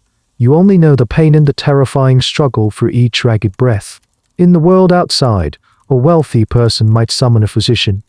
The doctor would arrive, examine the patient's urine, consult his astrological charts, and perhaps recommend a bleeding or approach treatments of dubious value, but treatments nonetheless. For you, this is an impossibility. No man, not even a physician, is permitted to enter your cell. Your vow of enclosure is absolute, trumping even the most basic needs of self-preservation. You are sealed in with your sickness. You are too weak to kneel, too weak to even lift your book of hours. Your prayers are reduced to a single, silent, desperate plea. You lie on your straw mattress, the scratchy wool of your tunic irritating your feverish skin, and you wait. Your cat, sensing the gravity of the situation, curls up on your chest, a small, warm, purring weight that is both a comfort and a painful pressure on your laboring lungs. Your only link to help is your servant, a young woman who is the granddaughter of the first Margaret you knew. She comes to the window for your morning ritual, and he is not your usual quiet greeting, but a weak, gasping moan. Alarmed, she speaks to you through the shutter. You manage to whisper a few words, describing the fire in your chest. Panic gives way to a flurry of helpless activity on the other side of the wall. The young woman runs to the parish priest. She consults with the village herbalist, an old woman who has inherited generations of folk wisdom. What follows is a strange, remote form of medical care. The priest comes to your squint window, not the servant's hatch, and gives you a special blessing for the sick, his voice a distant, holy drone. Your servant passes you remedies through the small opening of the window, a steaming cup of bitter herbal tea, a poultice of foul-smelling herbs wrapped in a cloth for you to lay on your chest. This is the grim reality of medical care for an anchoress. She was utterly dependent on the knowledge and goodwill of her servant and the community outside. The Ancrene Wisse actually discusses this scenario. It instructs the servant to take good care of her anchoress when she is sick, to show her compassion, but it also tells the anchoress to bear her illness without complaint, to see it as God's will. It's a test of faith for everyone involved. A fascinating, undebated question among historians is what would happen in a true medical emergency. Were there exceptions to the rule of enclosure? The evidence is scant and often contradictory. In some very rare and extreme cases, for instance, if the church itself caught fire, an anchoress might have been evacuated. But for illness, even a grave one, the rules seem to have been terrifyingly rigid. Your vow was until death. To break it would be to break a sacred oath to God. Days blur into a feverish haze. You drift in and out of consciousness. Sometimes you are back in your childhood home, your own mother wiping your brow with a cool cloth. Other times, you are floating in a sea of light, the pain blessedly distant. You have no way of knowing if you are getting better or worse. You have surrendered. Your life is in God's hands, a truth you have intellectually accepted for decades, but are only now experiencing in its most raw and terrifying form. Slowly, miraculously, the fire in your chest begins to recede. The stabbing pain subsides to a dull ache. You find you can take a breath without a gasp. The fever breaks, leaving you drenched in sweat and utterly exhausted but alive. Your servant passes you a bowl of thin, warm broth, and it tastes like the most delicious thing you have ever consumed. The illness has scoured you, leaving you fragile and thin as a winter leaf. But you survived. You faced death alone in your stone box and were, for reasons you will never understand, spared. The experience changes you. It burns away the last vestiges of any pride you might have had in your own endurance. It deepens your understanding of human fragility and your absolute dependence on a grace you can neither control nor comprehend. The remaining years of your life, however many they may be, feel like a gift, a quiet epilogue written by an unseen hand. Your survival of the great sickness becomes another thread in the tapestry of your legend. To the people of the parish, it is not a matter of a strong constitution or luck. It is a miracle. God has personally intervened to save his holy servant. Your reputation, already formidable, ascends to a new, almost mythical level. The stories about you begin to take on a life of their own. It starts simply enough. The woman whose child had a fever, for whom you prayed all those years ago, her son is now a healthy young man. She tells everyone that it was your prayer, and your prayer alone, that broke the fever. The farmer who was facing a drought, it rained the day after he spoke to you at your window. He is convinced you interceded with the heavens on his behalf. These small coincidences are woven together into a narrative of supernatural power. People begin to attribute any piece of good fortune to your influence. A safe childbirth, a lost cow found, a sudden profit in the market, all are laid at the door of your cell, offerings of gratitude for your unseen work. You have become the town's spiritual lightning rod, attracting and channeling divine favor. You hear these stories through the window. People come not just with their troubles, but with their thanks, their voices full of awe. Your prayers saved my daughter, Holy Mother. The pain in my arm is gone, just as you said it would be. You never claimed to have such power. You simply offered a prayer and a word of hope. But in their minds, you are a miracle worker. This phenomenon of living sainthood was a powerful force in the Middle Ages. The official process of canonization by the Church in Rome was long, political, and expensive. For most ordinary people, saints were local. They were the holy hermit in the woods, the devout nun in the nearby convent, or the woman walled into the side of the church. Their holiness was confirmed not by papal decree, but by popular acclaim and the circulation of miracle stories. Historians call this sainthood by popular veneration, and it's a fascinating insight into the gap between official religion and folk belief. You are being canonized by your neighbors while you are still alive. Of course, this comes with its own set of burdens. The expectation on you grows. People now come with impossible requests. A woman whose husband has been dead for a week asks if you can pray for his return. A man who lost a leg in an accident asks if you can make it grow back. You have to gently manage their expectations to steer them away from magical thinking and back toward a faith in God's will, even when that will is painful and difficult to understand. One of the more peculiar aspects of this growing fame is the desire for relics. In the medieval world, physical objects that had been in contact with a holy person were believed to retain some of their sanctity and power. People begin to beg your servant for anything you might have touched. A scrap of the linen you were sewing, a splinter from your wooden stool, even the clippings from your fingernails. These items become precious amulets, cherished and passed down. The idea that parts of your life, even the refuse, are being treated as sacred treasures is deeply unsettling and humbling. The Ancrene warns against this kind of attention, seeing it as a temptation to the sin of pride. You must constantly remind yourself that any power flowing through you does not originate with you. You are the channel, not the source. Your fame might even attract the attention of the powerful. A local lord, hearing of the holy woman at Norwich, might make a pilgrimage to your window, seeking a blessing for his house or success in a coming conflict. His visit, and the lavish donation he leaves for the church in your name, only serves to cement your status. The line between being a vessel of faith and an object of superstition is dangerously thin, and you walk it every day. You hear a story that a blind man regained his sight after touching the stone of your cell. You know it isn't true, or at least, you know that you had nothing to do with it. But the story spreads like wildfire. It is no longer your story, it belongs to the people. They need to believe in miracles. In a world that is so often brutal, arbitrary, and short, they need to believe that there is a source of benevolent power, a place where the ordinary rules of suffering do not apply. Your cell has become that place. Your life, which you intended as a quiet, personal act of devotion, has been co-opted and turned into a public spectacle, a vibrant, evolving myth that you can listen to but can no longer control. Amidst the growing legend and the daily counsel, your inner life remains governed by the written word. The book you have been writing, your guide, your testament, has become your mate to your cat, who is now old and grey and sleeps most of the day.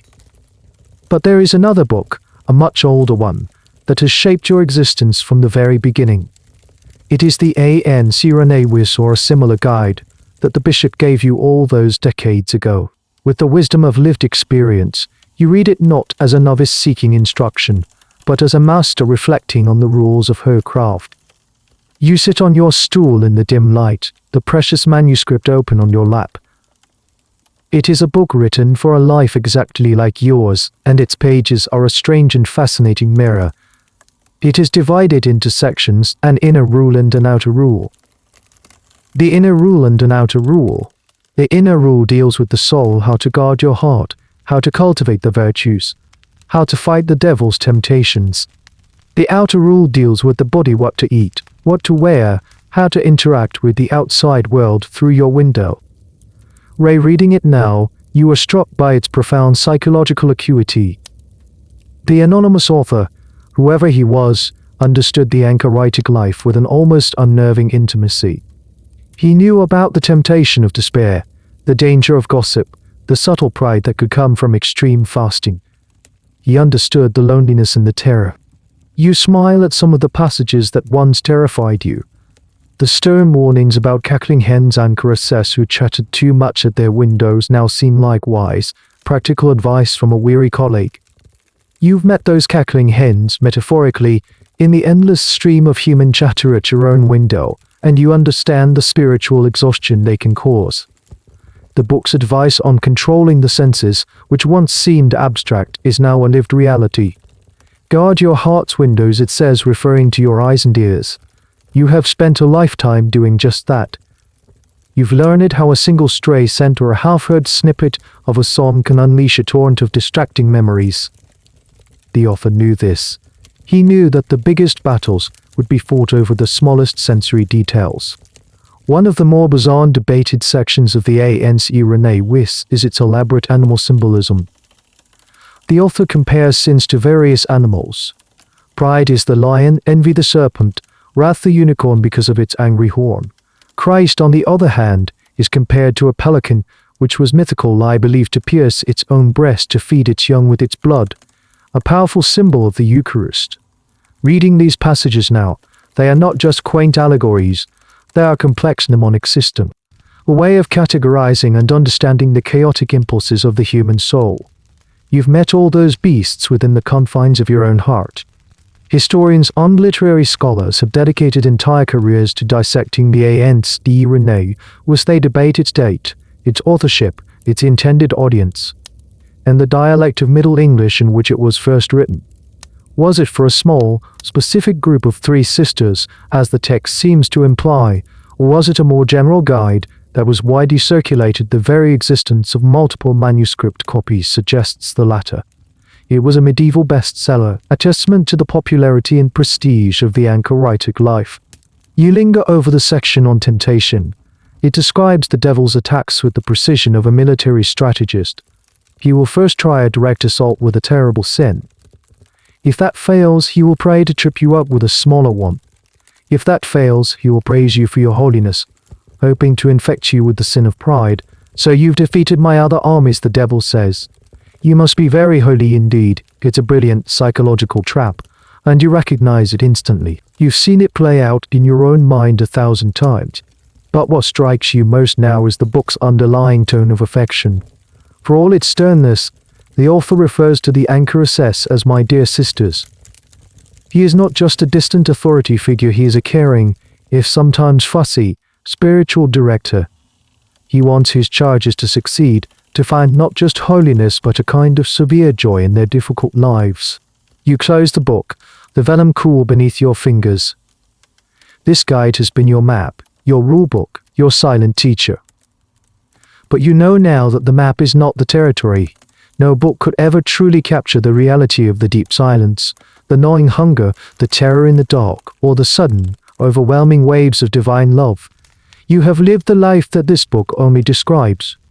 You have filled its margins with your own unwritten commentary, a commentary written not in ink, but in the flesh and spirit of your own lived experience. The world outside your window continues to turn, but you perceive it now as if through layers of thick, rippling water. The news that filters through your shuttered window is more sporadic now. Your visitors are more interested in the state of their own souls than the state of the kingdom. But still, fragments of the great world find their way into your cell, and you piece together a strange, disjointed history of the decades you have been sealed away. You have lived through the reigns of multiple kings. You entered your cell when one man wore the crown. He is now a distant memory, a name in a history you have outlasted. You hear of his son, and then his grandson. You hear of wars in France, campaigns that start with high hopes and end in muddy stalemates. You pray for the soldiers, abstract figures dying in a foreign land you can barely imagine. You hear of truces and treaties, names of dukes and provinces that mean nothing to you. The grand political struggles of men seem like the pointless scuffling of ants on a distant hill. You hear of changes closer to home. The town has grown. New merchant guilds have been formed, and old rivalries have flared. The wool trade, the lifeblood of your town and your own former business, has had its beings in the worries of the people who come to you, a merchant fretting over a lost shipment, a weaver celebrating a lucrative contract. The economic life of England is a faint echo in the confessions and petitions you hear daily. But the most significant changes are in the church itself. You hear whispers of a great schism of two popes, one in Rome and one in Avignon, both claiming to be the true vicar of Christ. The confusion and scandal rock Christendom, and the uncertainty trickles down even to your small parish. People are frightened. If the head of the church is divided, what hope is there for the body? Your role as a stable, unwavering point of holy certainty becomes even more important. You offer prayers for the unity of the faith, a concept that seems so simple from within your four walls. Then you hear of a new and even more disturbing threat: heresy. You hear the name John Wycliffe and of his followers, the Lollardies. They are preaching strange and dangerous ideas that the Bible should be in English for all to read, that the priesthood is not necessary for salvation, that the bread and wine of the Eucharist are merely symbols. Both secular and religious react with fear and violence. You hear of burnings of men and women put to death for their beliefs. The world, it seems, has grown even more chaotic and dangerous than the one you left behind. Historians often wonder how major events like the Peasants' Revolt or the rise of Law Lardy were perceived from within the anchor hold. Did the anchoress see them as signs of the coming apocalypse? Did she sympathize with the reformers' desire for a more personal faith? Or did she see them as a terrifying threat to order its appointed speculation, as their own writings rarely touched on contemporary politics directly? For you, the news is filtered through the lens of your vocation. Anything that threatens the church, the vessel of salvation, is a source of deep sorrow and fervent prayer. A strange and little-known aspect of this period was the heresy test that could be applied to religious figures, including recluses. In an age of such turmoil, a bishop might send a theologian to question an anchoress with a particularly large following, just to ensure her visions and teachings were orthodox and not tainted by these new, dangerous ideas.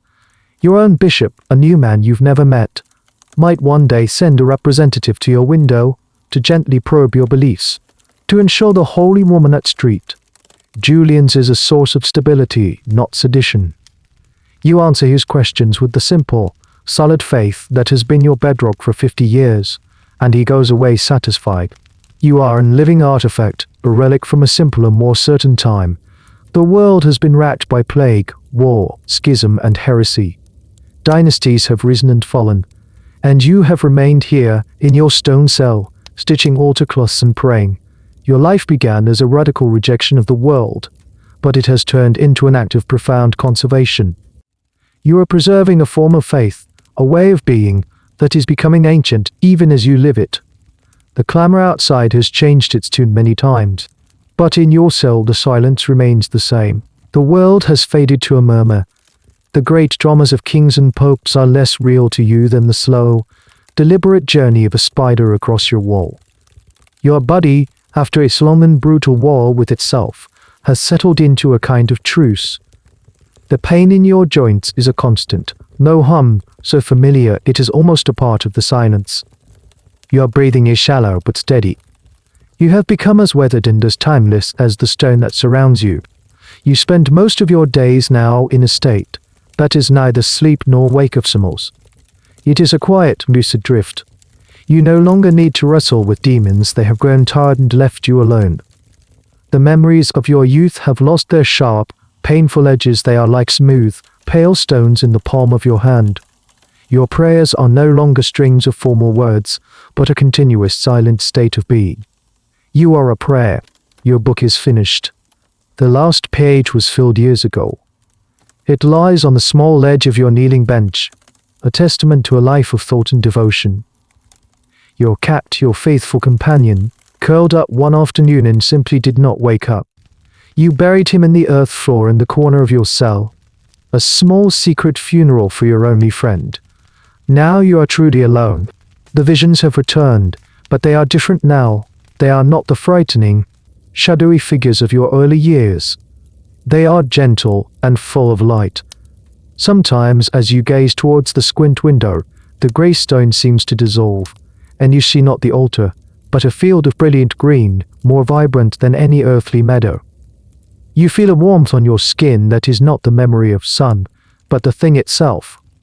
These are not hallucinations born of deprivation. They feel like homecoming. They feel like the veil between your world and the next is growing thin, as worn and as soft as your oldest blanket. This is the state that hagiographies, the lives of the saints, describe as the final reward, the peaceful apotheosis of a holy life. After the trials and torments, the saint is granted a period of serene, joyful union with the divine before death. Historians, of course, might offer a different interpretation. They might speak of the effects of age, terminal lucidity, or the natural calming of the mind as the body begins its final shutdown. The academic debate on the nature of late-life mystical experience continues. But for you, in the dim light of your cell, it is simply grace. It is peace. You are no longer a counselor. The visitors at your window have dwindled. Your voice is too weak to be heard clearly through the shutter, and your wisdom has become so refined, so distilled, that it is almost incomprehensible to the bustling world outside. Your servant, herself now a middle-aged woman, still faithfully brings your meager meals, but she expects little more than a faint whisper of thanks in return. She knows you are preparing for your final journey. One afternoon you are gazing at the rough stone wall, tracing the lines and cracks that have been the landscape of your entire adult life. And you see it. A crack of light appears, thin as a hair, and begins to widen. It is not the grey, filtered light of your world, but a brilliant, golden light, warm and inviting. It makes no sound. From the light, a sense of profound and unconditional love flows into the cell, a love that makes all the pain, all the hunger, all the loneliness of the past 60 years feel like a single fleeting moment. You see a hand reaching towards you from the light. It is not a terrifying or judgmental hand. It is gentle, familiar. Perhaps it is the hand of Christ. Perhaps it is the hand of your mother. Perhaps it is simply love itself, given a form your mind can understand. There is no regret. The long, hard work of your life has been a process of emptying, of stripping away everything that was not essential. Your ambition, your fear, your attachments, your very identity as the anchoress, it has all been burned away in the slow fire of your vocation. All that is left is a simple, quiet readiness.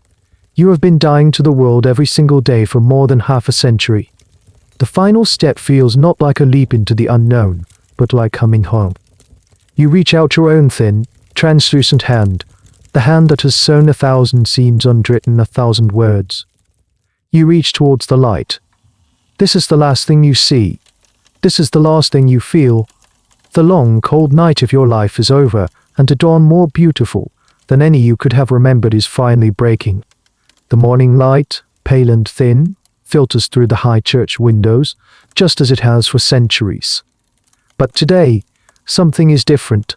The young woman who serves as your maid, let's call her Alice, arrives at the exterior window at the accustomed hour. She carries the usual small loaf and a cup of water. She gives the familiar, soft knock on the wooden shutter. "Benedy sight," she calls out, her voice clear in the morning quiet of the churchyard. There is no reply.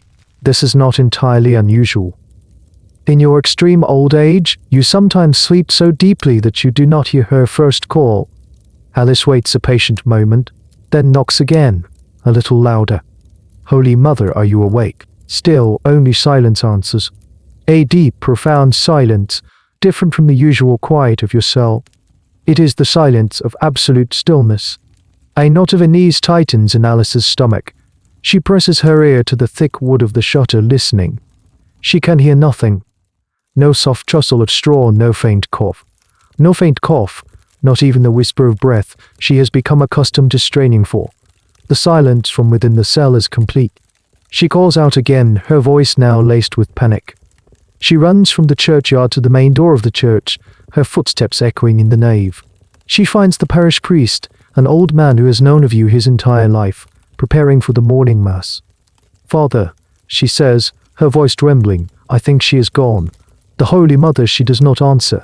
The priest's face, usually placid, clouds with gravity. He follows Alice back to the window. He calls your name, his deep voice booming against the impassive stone. The silence remains unbroken. He then walks inside the church, to the squint window, and peers through the narrow slit. He can see a corner of your cell, a section of the floor, a piece of your rough blanket. Nothing seems amiss, but the stillness is unnerving. There is a protocol for this moment, an ancient plan for a day that everyone knew must eventually come. The vow of enclosure is absolute in life, but it has its final exception in death. The priest summons the church warden, a stout, serious man who holds the keys to everything. He, in turn, gathers the stonemasons, their faces grim. This is not a job they relish. A small crowd begins to gather in the churchyard, drawn by the unusual commotion. They stand at a respectful distance, whispering amongst themselves, their faces a mixture of sorrow and awe. Their living saint, the fixed point of their spiritual world for as long as anyone can remember, is passing into legend. The masons approach the section of the wall where the door was bricked up more than 60 years ago. They can still see the faint outline of the old doorway. The newer stone is slightly different color and texture from the ancient church wall. With heavy hearts and reverent hands, they begin their work. The sharp clink of the chisel against stone, the grating scrape of mortar being removed, are harsh, intrusive sounds in the sacred quiet. This is a moment that historians can only imagine, piecing it together from liturgical rubrics and common sense. There are no detailed eyewitness accounts of this specific event. How was it handled? Was it a solemn public ceremony or a quiet, private task? It was likely a bit of both, a necessary, practical job performed with the reverence befitting the opening of a holy tomb. Slowly, carefully, the stones are loosened and removed, one by one. A dark opening appears. The air that drifts out of the cell is cold and smells of dust, old stone, and a faint, not unpleasant scent of dry herbs. The priest, holding a single candle, is the first to peer inside. The scene within is one of profound peace. You are not on the floor, nor in a state of disarray. You are lying on your simple wooden bed, your hands crossed peacefully over your chest, as if you have just fallen asleep. It looks as though you simply lay down, closed your eyes, and breathed your last. The crowd outside gasps as the opening is cleared. They see the priest enter the cell and then re-emerge. Their faces full of a solemn wonder. She is with God, the priest announces to the waiting parish. She died as she lived in perfect peace. Your long vigil is over. Your body, the faithful, battered vessel of your extraordinary spirit, is finally carried out of the cell and into the light of the church you have served for a lifetime. You are no longer hidden behind a wall. You have at last rejoined the congregation. The moment your body is carried out of the cell, you cease to be a person and become a legacy. The 60 years of silent, hidden struggle are over, and the public, communal process of remembrance begins. Your death is not an end, but a transformation. Your body is not treated like that of an ordinary person. You are laid in state before the high altar, the very altar you gazed upon through your narrow squint for a lifetime. The entire town, and people from the surrounding villages, file past to pay their respects. They look upon your face serene in death, and they see the face of a saint. They see the physical proof of a faith that defies human understanding. They touch the edge of your simple robe, hoping for a final blessing. Your funeral is not a sad affair, it is a triumph. It is the coronation of your life's work. You are buried in a place of great honor, not in the common churchyard with the other parishioners, but within the church itself. The floor of your now empty cell is dug up, and you are laid to rest in the very earth that was your floor, your world, for so long. The cell that was your prison and your sanctuary in life becomes your tomb in death. A simple stone slab is placed over the grave, perhaps with a Latin inscription HICCETA Naturita. But your story does not end there. The cell is not bricked up again. It is transformed into a shrine. People come to pray at your grave, to leave offerings of wildflowers or a single candle. They believe your spirit still resides there, that your intercession with God is even more powerful now that you are in His presence. Your grave becomes a destination for pilgrims. They come seeking healing, comfort, and miracles. The stories of your life, which were already circulating, are now embellished and written down by the local priests or monks. They collect the accounts of the miracles attributed to your prayers. The story of the farmer in the rain, the healed child, the rediscovered cow, all are recorded in a hagiography, a saint's life. In the telling, your struggles are magnified, your virtues perfected, your visions made more glorious. Suffering human being you were is polished into a flawless icon of piety. This process is a common trajectory for figures like you. The historical person is subsumed by the spiritual legend. Historians often face the difficult task of trying to separate the two to find the real woman behind the veil of saintly narrative. They ask critical questions: who wrote the account of her life? What was their agenda? Were they trying to promote their local church as a pilgrimage site? These questions don't diminish the power of your faith, but they place it within a human, historical context. A century later, your name is still known. Parents name their daughters after you. The book you wrote, copied and recopied, is read in convents and devout households across the country. Your wisdom, born of silence and solitude, continues to guide souls you never met. A peculiar and little-known fate for some anchor holds was their eventual dissolution or destruction. During the English Reformation, hundreds of years after your time, when the state broke from the Catholic Church, the very idea of monasticism, and especially extreme asceticism like yours, came under attack. Shrines were destroyed, relics were burned, and the cults of local saints were suppressed. Your cell might have been demolished, your grave slab broken, your memory officially erased. Your story would likely have survived in local folklore, a whisper of the holy woman who was once walled in the church. But let's imagine a kind of fate for you. Let's imagine your church survives and your memory is cherished. Today, a curious tourist or a devout parishioner might see a simple stone slab in the floor of an old English church. They might read a small plaque that says, "Here lies the anchoress Julian," or Agnes, or whatever name you wore. They might wonder about you, about the kind of faith it would take to make such a choice.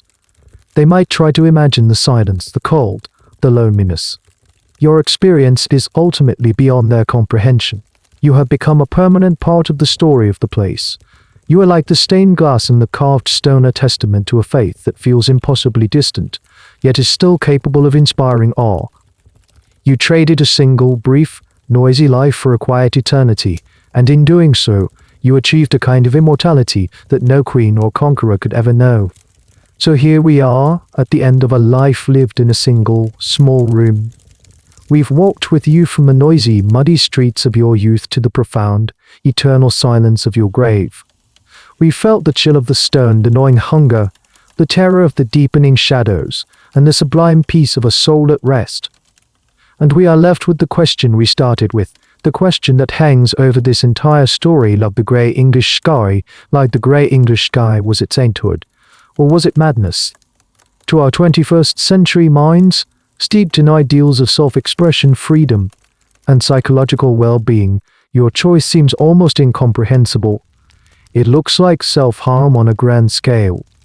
A life of sensory deprivation, social isolation, and deliberate physical hardship sounds like a recipe for insanity, not salvation.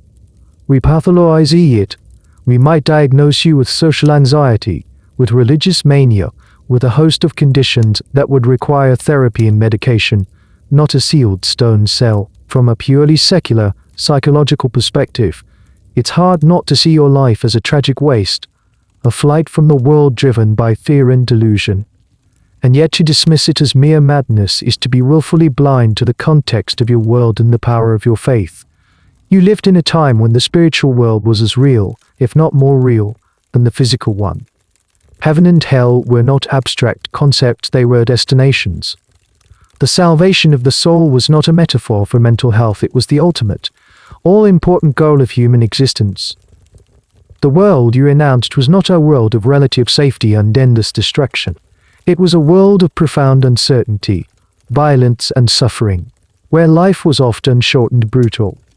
In such a world, the choice to withdraw, to dedicate one's life to a higher purpose, could be seen as an act of supreme sanity.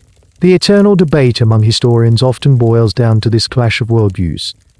Can we ever truly understand the motivations of someone from a past so different from our own, or are we always just projecting our own values and anxieties onto them? Some scholars argue for a more empathetic approach, trying to understand your choice on its own terms, within its own belief system. Others maintain a critical distance, analyzing the social, economic, and psychological forces that might have led a woman to such an extreme path. The argument will never be settled, because it's not really about you, it's about us, and how we choose to interpret the past. You gave up everything the world considers valuable: freedom of movement, social connection, physical comfort, sensory pleasure. And what did you get in return? From a believer's perspective, you gained everything: a direct line to God, a profound sense of purpose, spiritual athlete, and ultimately, eternal life. You became a spiritual athlete, a warrior of the soul, and your cell was not a prison but a training ground. There's also the unshakable, and perhaps uncomfortable, question of your agency. In a world that offered women so few choices to be a wife, a mother, or a nun in a structured convent, the path of the anchoress was a third way. A radical way, It was a choice that, once made, gave you a bizarre and paradoxical form of autonomy. No husband could command you. No mother superior could dictate your every move. Within your four walls, you were the master of your own soul. You were sought out by the powerful, revered by the poor. You turned a state of absolute powerlessness into a position of unique spiritual power. Was this a calculated move? Almost certainly not, but was it a consequence of your choice? Absolutely. So, sainthood or madness? Perhaps the question itself is flawed. Perhaps it's a false dichotomy. Maybe your life was not one or the other, but both, or something else entirely. Maybe it was a desperate, beautiful, terrifying, and ultimately sublime act of human will, an attempt to find meaning in a chaotic world by creating a world of one's own, a universe contained within a single stone cell. The answer, in the end, doesn't lie in a history book or a psychological manual. In the space between the worlds, in the mystery of a faith so profound that it could turn it into a throne. Your life is not a problem to be solved, but a story to be contemplated. And the silence you leave behind is the final unanswerable word. And now the story is over. The last stone has been laid on her grave, the last word of her religion written. Feel the quiet settle around you, a different kind of quiet from hers. Not the silence of a cold stone cell, but a soft, gentle quiet at the end of a long day. Let the edges of the story begin to blur, to soften. The sharp details of the cold, the hunger, the fear, let them fade like watercolor in the rain. Imagine yourself drifting now, floating away from that small church in that old, distant land. Rise up above the stone walls, above the town, into the cool, quiet air of the night. The world of the anchoress becomes a tiny point of light below you, a single candle flame in a vast and sleeping landscape. You are moving away from the past, drifting gently towards the soft shores of your own sea. The questions of her life, was it faith, was it fear, they no longer need an answer. They are just echoes now, fading into the peaceful hum of your own room. Feel the weight of your own body, the gentle rhythm of your own breathing. You are safe. You are free. The journey is done. Let the last remnants of the tale dissolve into the quiet fabric of your dreams, becoming part of a landscape that is yours and yours alone. There is nothing left to do now but to rest. The end of the article. Good night.